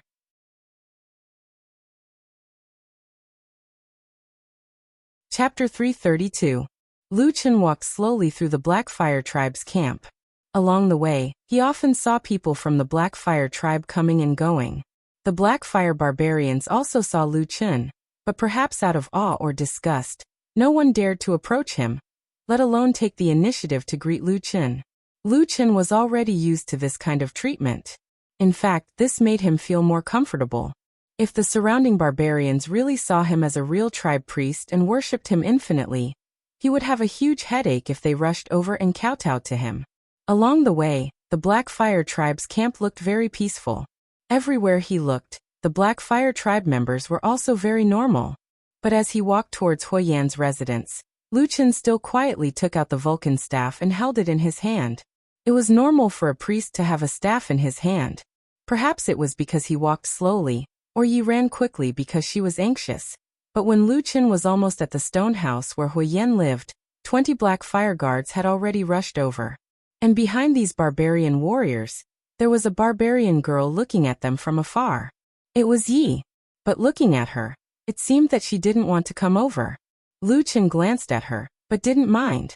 He even smiled at her, then turned his head to look at the Black Fire Guards.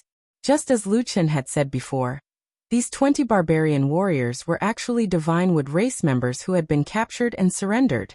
They had been selected by Lu Chen, and after casting black flame runes on them, he had ordered people to prepare special clothes for them. Now they could be considered as a small army that only obeyed his orders. Even Lu Chen directly told these black fire runes that could kill people. In short, they could either work for him or die. This sounded very evil, but Lu Chen did it without any hindrance. It was unknown if it was because he grew up in such a dark and sinister environment that his heart was as hard as iron, or if he saw that these were all barbarians and had no compassion for them. As for what he was thinking in his heart, only he himself knew. In front of this mysterious and terrifying black-robed priest, the 20 Black Fire Guards were all expressionless. After all, their lives were in someone else's hands, and no one would have a good expression. Lu Chen didn't care about this either. After all, he only wanted the power of these people to die for him. When he whispered some instructions to the Black Fire Guards, and then turned to walk towards the Firerock house, Lu Chen suddenly thought of the time when he was still in the Kunlun Mountains in the north. At that time, although the days in the Kunlun party were a little boring, looking at it now, how could it not be a little warm? Moreover, there was still that young girl who loved to smile most of the time. Even recalling her seemed to warm his heart. He shook his head and collected his thoughts. Then he looked at the door of the stone house and saw the firehawk standing there. Apart from him, there were two other tall black fire tribe warriors standing behind him. Lu Chen quietly looked at Huoyan. His gaze was calm, but it could not be said to be gentle. However, Huoying seemed to be a bold and courageous youth of the barbarian tribe. Not only was he not afraid of the black-robed priest like the other barbarians, he even sneered and stared at Lu Chen without any intention of retreating. Lu Chen walked over and said, "Why are you here?" The firehawk snorted, but then he seemed to have thought of something and suppressed his temper. He said, "My grandfather and father are waiting for you inside. They have something to discuss with you." "Okay," Lu Chen replied, as if he did not suspect anything. He then walked towards the stone house. However, at this moment, Huoying suddenly stretched out his hand and stopped him. He said, "Wait a moment." Lu Chen's footsteps paused. He asked, "What is it?" Huoying expressionlessly said, "My grandfather just said that only the three of you can enter. At the same time, in order to be on guard, no one is allowed to bring weapons inside." Weapons? Lu Chen seemed to understand after thinking for a while. He raised the fire god's staff in his hand slightly and said, "Are you talking about this fire god's staff?" Huoying was just about to speak when he suddenly heard a ferocious roar from the side. It was the giant black wolf beside Lu Chen.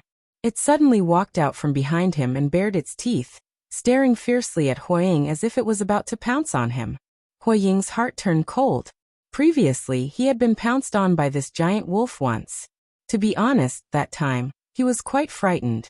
At this moment, he subconsciously took 2 steps back, but he immediately realized that he was a little embarrassed. He said angrily, "Lu Chen, aren't you going to take care of this demonic wolf?" Lu Chen waved his hand, and Atz's ferocious aura retracted slightly. Huoying heaved a sigh of relief, but his face darkened as he said to Lu Chen, "Leave the fire god's staff here and go in yourself." Lu Chen glanced at him indifferently, but shook his head. Then, without saying a word, he prepared to walk into the house again. Huoying was immediately enraged. He had been the pride of the tribe since he was young, and everyone knew that he was the candidate for the future patriarch. For the sake of Huohu and Huoyan, everyone would give in to him. Even adult warriors would be extremely polite when they spoke to him, and no one had ever looked down on him so openly. Therefore, Huoying exploded with the same impulse as before. Of course, it was also possible that he had other thoughts. He suddenly rushed in front of Lu Chen and blocked his path. He said angrily, "Leave the fire god's staff behind before you can go in." Lu Chen looked at him and said, "What if I don't want to stay?" Huoying sneered, "Then don't even think about going in." Lu Chen thought for a moment, then said with an "Oh, all right, then I won't go in." With that, he turned around and left. Huoying's original sneer instantly froze on his face, as if it had frozen. He opened his mouth in shock, but at this moment he didn't know what to do.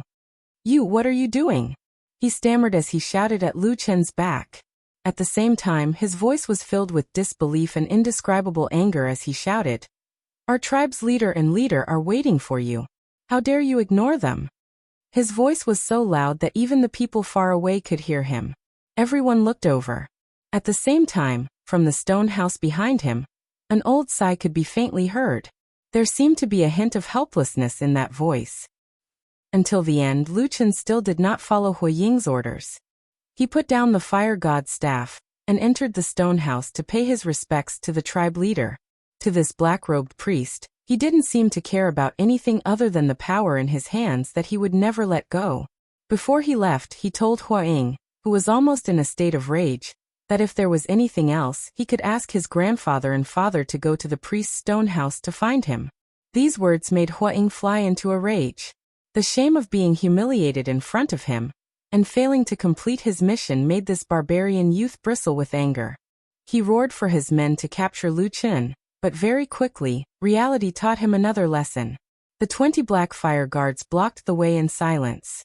But under the gloomy gazes of these people, the warriors behind Huaying didn't dare to rush over.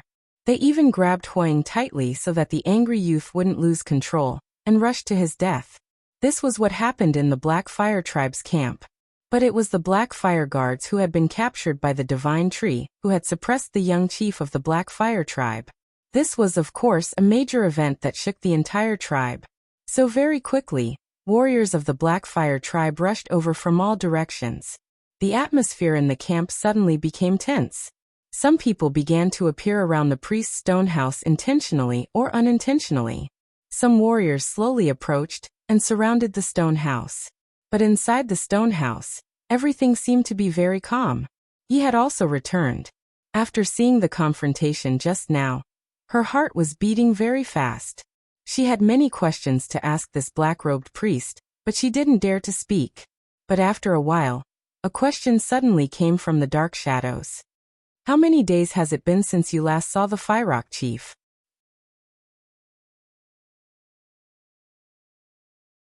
Chapter 333.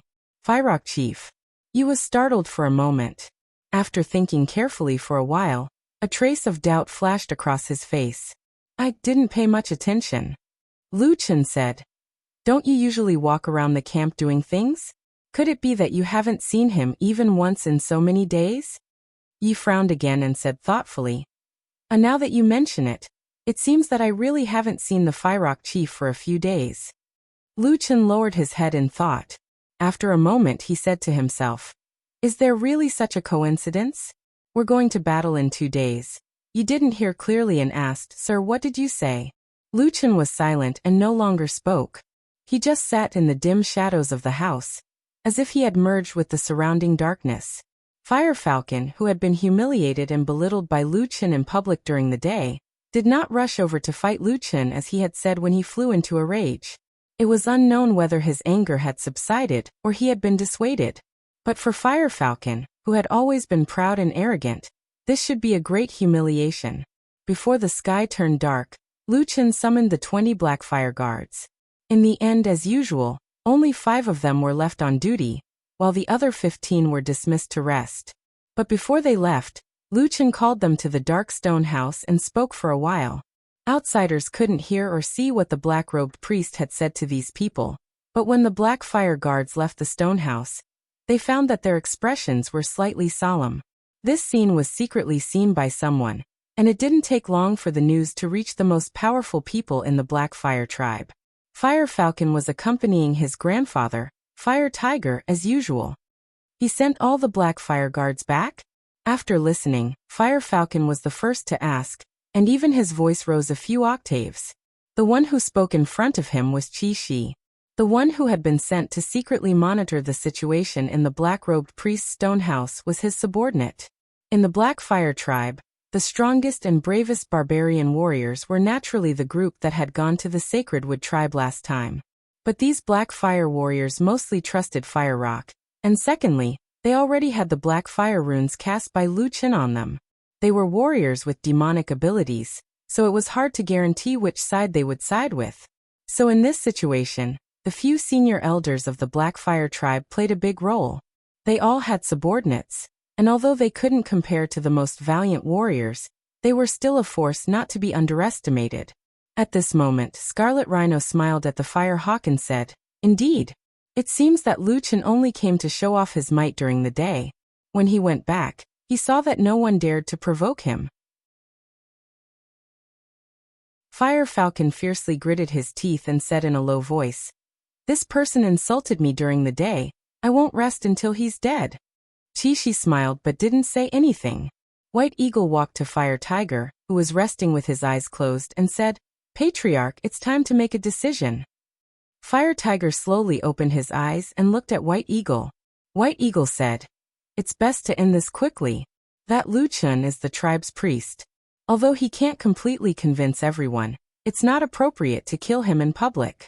It's best to take advantage of the dead of the night to catch this person and his henchmen in one fell swoop.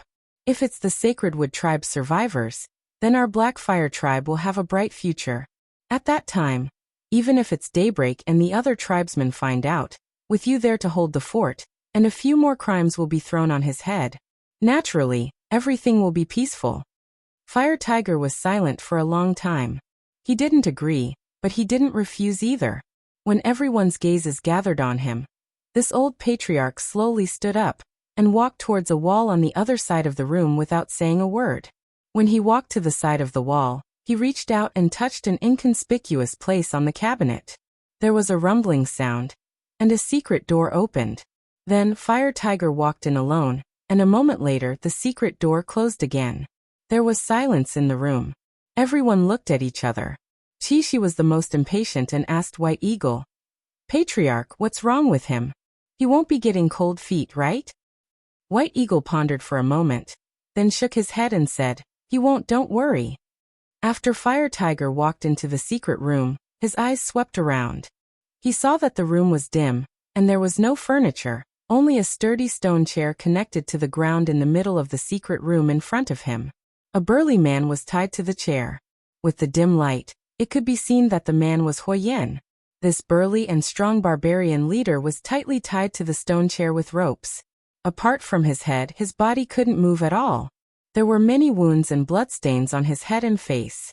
It was obvious that he had experienced a fierce battle before he was tied to this place.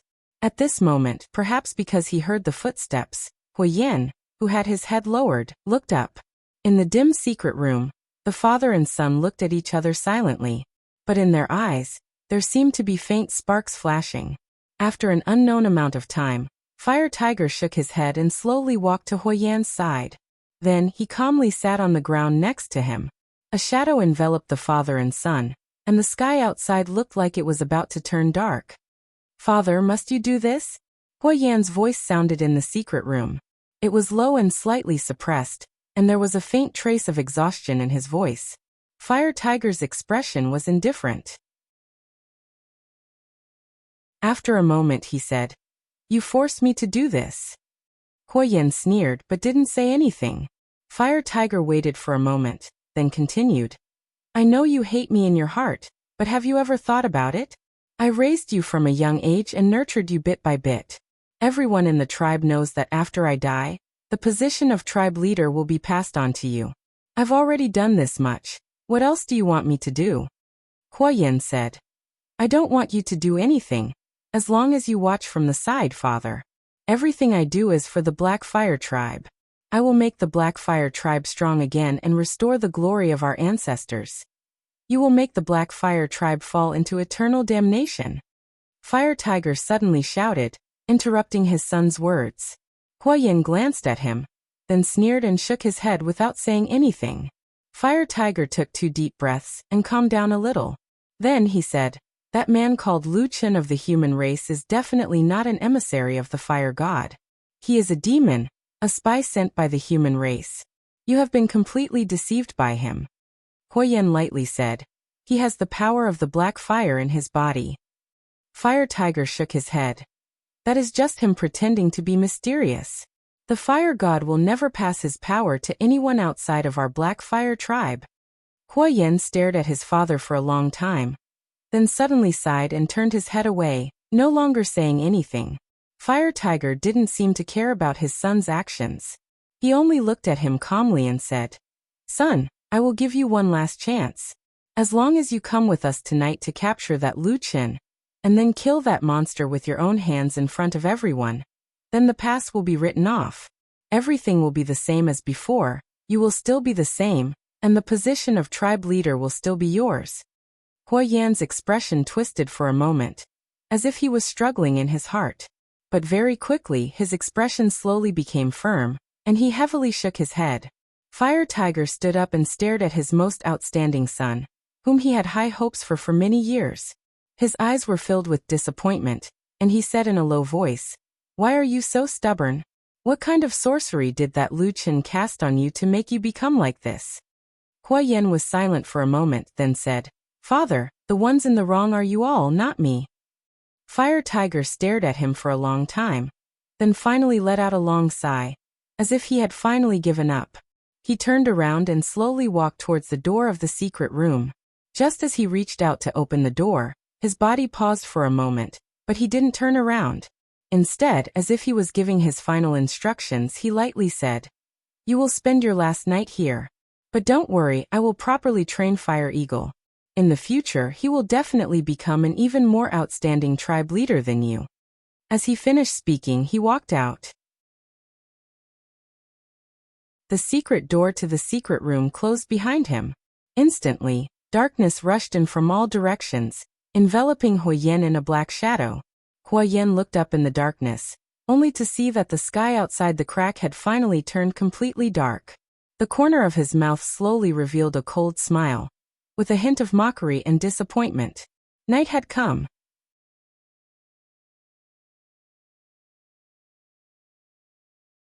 Chapter 334. Deep into the night, the Black Fire Tribe's camp was silent. Darkness shrouded the land and the cold wind whistled past. There were also dark clouds in the night sky, and apart from a few torches around the camp, there was almost no other light. To survive in this harsh wasteland, the Black Fire Tribe naturally couldn't be in a relaxed state. Even in the middle of the night, there were people standing guard around the camp. The guards vigilantly watched the seemingly endless wasteland around the camp. Although the sky was too dark to see too far, they still used the torches to illuminate the nearby areas. They were still on guard against dangerous monsters that might appear at night, or unpredictable dangers that came from the depths of the darkness. For example, in the past, the Black Fire Tribe and the Divine Wood Tribe had both been ambushed. Apart from the sentries that were set up around the camp, there would usually be one or two groups of barbarian warriors patrolling the interior of the camp. However, in this dark and windy night, there were no changes to the sentries around the camp. Only the sentries that were supposed to be patrolling the interior of the camp had disappeared.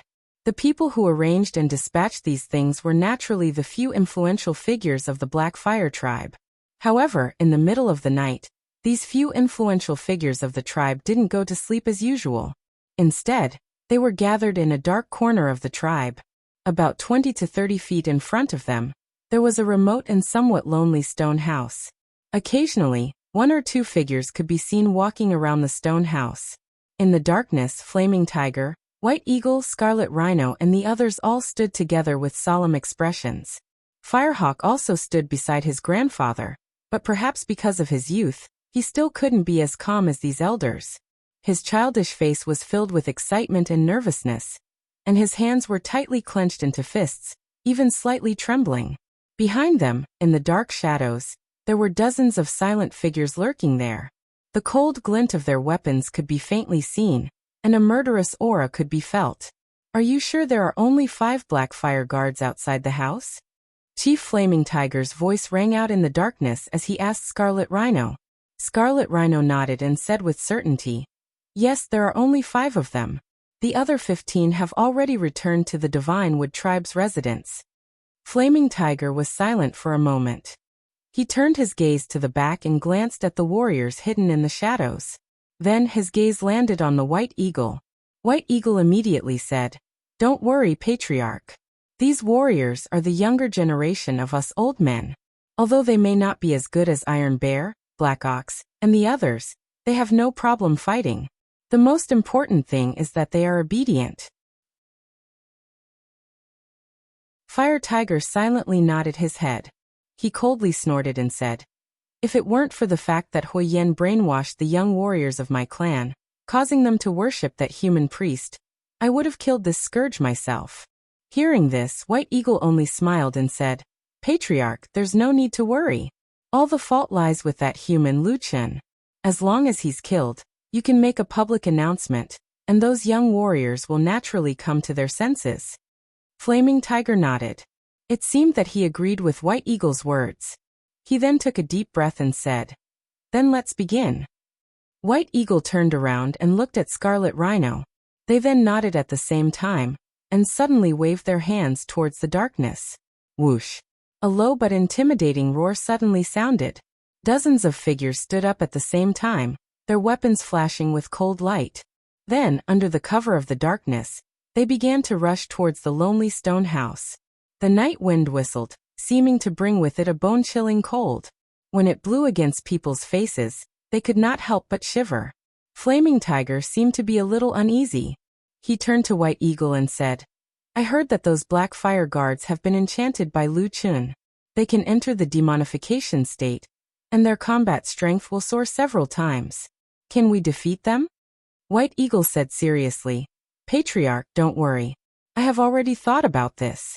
Although the demonification state is very powerful, it is not a big deal.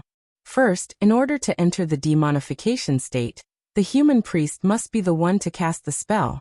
But now that it is late at night, that Lu Chen must be asleep. He might be sleeping with that maid called Yi in his arms right now. At this point, the old men beside him all revealed a somewhat sinister and wretched smile. Flaming Tiger also nodded. Only Fire Eagle was startled. He interrupted White Eagle and asked, Grandpa White Eagle, that is just a woman that the Divine Wood race captured and gave to Lu Chun. How do you know her name? The White Condor paused for a moment as he stared at the Fire Hawk's face. A light flashed in his eyes before he shook his head and smiled at the Fire Hawk. Silly child, I've long hated that human. Since we're going to deal with him, we naturally have to figure out everything, don't you think? Crimson Rhinoceros laughed and said, Yes, that makes sense. But Brother White Eagle, you are very careful. I didn't think of this. Ha ha ha. White Condor smiled and ignored them. He said to Fire Tiger, Secondly, the number of black fire guards is still small. We can take advantage of the night to launch a surprise attack and kill fewer people. No matter what, we will still win. As long as we kill that Lu Chun, the situation will be settled. Fire Tiger nodded. It seemed that he agreed with White Eagle's words. White Eagle glanced at his expression and said, Then let's go and take a look. Everyone looked towards the stone house. They saw that there was a sudden cry of alarm and fighting in the eyes of the Black Shadow. Then a large number of figures twisted frantically. Cold wind whistled among the sword light and sword shadows, but there was a smell of blood drifting with the wind. Everyone present had walked through mountains of blades and seas of blood in the wilderness. They were very familiar with the smell of blood. White Eagle clapped his hands and said with a smile, It seems that it is going more smoothly than we thought. Patriarch, let's go quickly. Fire Tiger was also relieved. He laughed and said, Okay. With that, the group of people strode towards the stone house. The darkness of the night was like a rolling tide, incessantly boiling. Further away, in the camp of the Black Fire tribe, there were obviously people who were awakened by the commotion here. And there was a commotion in the pitch-black night. Perhaps it was because of the murderous atmosphere, or perhaps it was because someone was obstructing them. But the commotion and cries of alarm were quickly suppressed.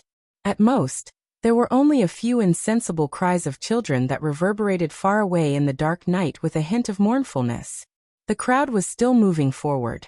Everyone looked very happy and excited.